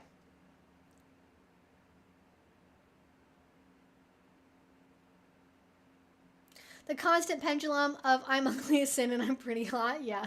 Best to just step off the pendulum, in my opinion. Mm-hmm. Bodies naturally detoxify. We don't need a bunch of crazy drinks and pills. Yeah, like, I mean, it's one thing if it's like, have some electrolytes after a really heavy weekend of scenes, or like doing a really long run or working out really hard. Like, yeah, replenish your body, but you don't have to detox, right? Like, and if you're thinking about taking supplements, I always recommend and encourage, like, going to a doctor, getting a blood panel done. Don't assume you need a certain specific supplement without knowing that first, because you can end up like doing more harm than good that way if you don't really know what you should be supplementing. If you assume you need X amount of iron or vitamin D or vitamin K or something, and you end up taking that, you can end up like actually kind of throwing things out of whack or missing certain things that maybe would be good to know about. Like maybe you have a really, really high imbalance, like maybe a level super high, and that means you got to have some kind of underlying thing addressed. I don't know. Like if you can afford it, go to it. And it's not always easy, especially if you're an American like I am, to get that kind of blood testing done. But if you have any level of insurance, simple blood testing shouldn't be the thousands of dollars. Mm-hmm. Well, gosh, I guess it's already 8 o'clock. I don't know how that happened. So thank you all so much for hanging out in the stream today. Yeah, there does need to be more diversity online. Yeah, I think that's really the main thing, is like we have a lot of diversity in the in-person community outside of the rope scene. Shibari and rope are that's a different thing. They've got problems over there. But if you're talking about the general BDSM scene, it is pretty diverse, but online doesn't really quite have that yet. My husband thinks I'm hot, and that's all that honestly really matters to me right now. I mean, beautiful. Wish someone would tap the market on humility and authenticity. Do you think this type of streaming could gain any traction? I mean, I think the market for it is always kind of limited, because I think people want answers. I think people want to be told that, like, even if it's not literally this direct, they want to be told that, like, using this hair oil or doing this treatment or doing this thing will fix them and help them feel better. And so that people are drawn more towards solutions, because that's how our whether it be solving an emotional problem, or like not even solving like just thinking about emotions, like it gets framed as solving a problem that you need a solution for. And so people are very drawn towards solution oriented content to begin with. But I don't think that people necessarily like it's very hard to break away and think that actually solving underlying things or changing the way you think about something is the solution, compared to like, try this tea, don't drink coffee anymore, go on a juice cleanse, wake up at 5 a.m. to take a cold shower, like what, don't have sugar after 8 p.m., like whatever quick thing it is. People just expect miracles, and it's because they're told miracles work. It's not their fault. Like, I don't want to say people just think that on their own. Yeah. Yeah. Why do they have problems? I don't know. She's so sweet and so sleepy today. It's been kind of a chill day today. We've been kind of having a chill day today. Wow, 100 pounds in a year? Congrats, Lexi. That's like fucking so impressive. Yeah, loving yourself also isn't dependent on loving your physical body. I think I said that one already, but yeah. Loving your body isn't possible for some people. Not hating it is a lot more important than forcing an emotion you can't access. Yes, exactly. Yeah. That's why I'm about body neutrality, because I genuinely don't think I can ever, like, love my body. I think I can be like, this is pretty all right. Like, that's sort of my ballpark is like, this is okay, I guess. Which is, if you know me, that's kind of my baseline, generally speaking.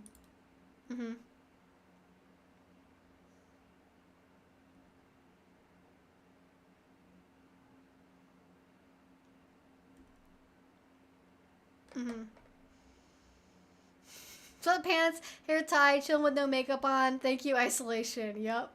Wait, the $1,000 Shein makeup haul won't make me beautiful? I mean, oh God, do people do that? That sounds... you couldn't pay me money to put Shein makeup on my eyeballs or anywhere near my eyes for that matter. No, thank you, ma'am. It's definitely a journey. Yeah. Definitely a journey. But it's okay that it's a journey. Like, I don't think it's ever, you're going to just suddenly arrive at a place where it's like, now suddenly I feel great about myself and all my problems are gone. Like, it's always going to be continual. Yeah. Jilly juice? No! No jilly juice. Yeah. God. That lady, like, did some wild stuff. I don't know if you've seen any updates about the Jilly Juice lady, but I guess she went off a whole other different deep end, I suppose. Yeah, I've been focusing on strength training rather than weight loss, and it's really helped boost my confidence. Feeling strong and capable is fantastic. Yes. Yes, it is. And I'm definitely not the strongest person in my gym by far. Like, I literally go to a gym that has fucking bikini competitors go to it, and I'm like, but I think about, like, I'm like, that probably took 10 years of work. They're tracking every single calorie, every single macro. Like, it's very, very difficult to achieve that. And I'm just like, happy to have a more functional life. And, it's all good.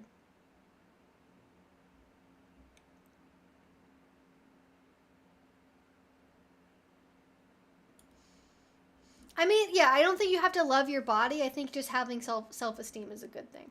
I think that's really the main thing. I guess we're in, like, bonus hour time right now. And I'm just like... Oh, yeah, it was the dog. I didn't want to talk about the dog because it's sad. But, yeah, it was sad.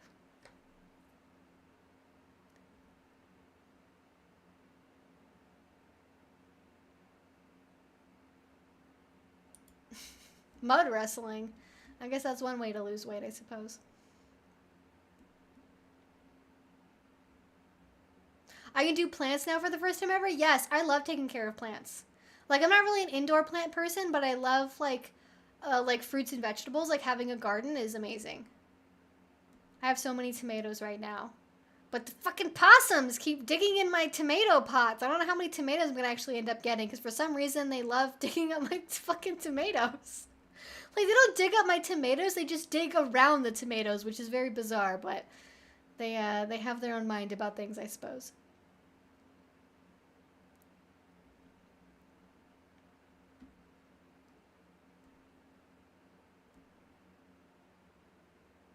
Oh, true. You could be the juiciest peach that ever existed, but some people just don't like peaches. Yep. Mm-hmm.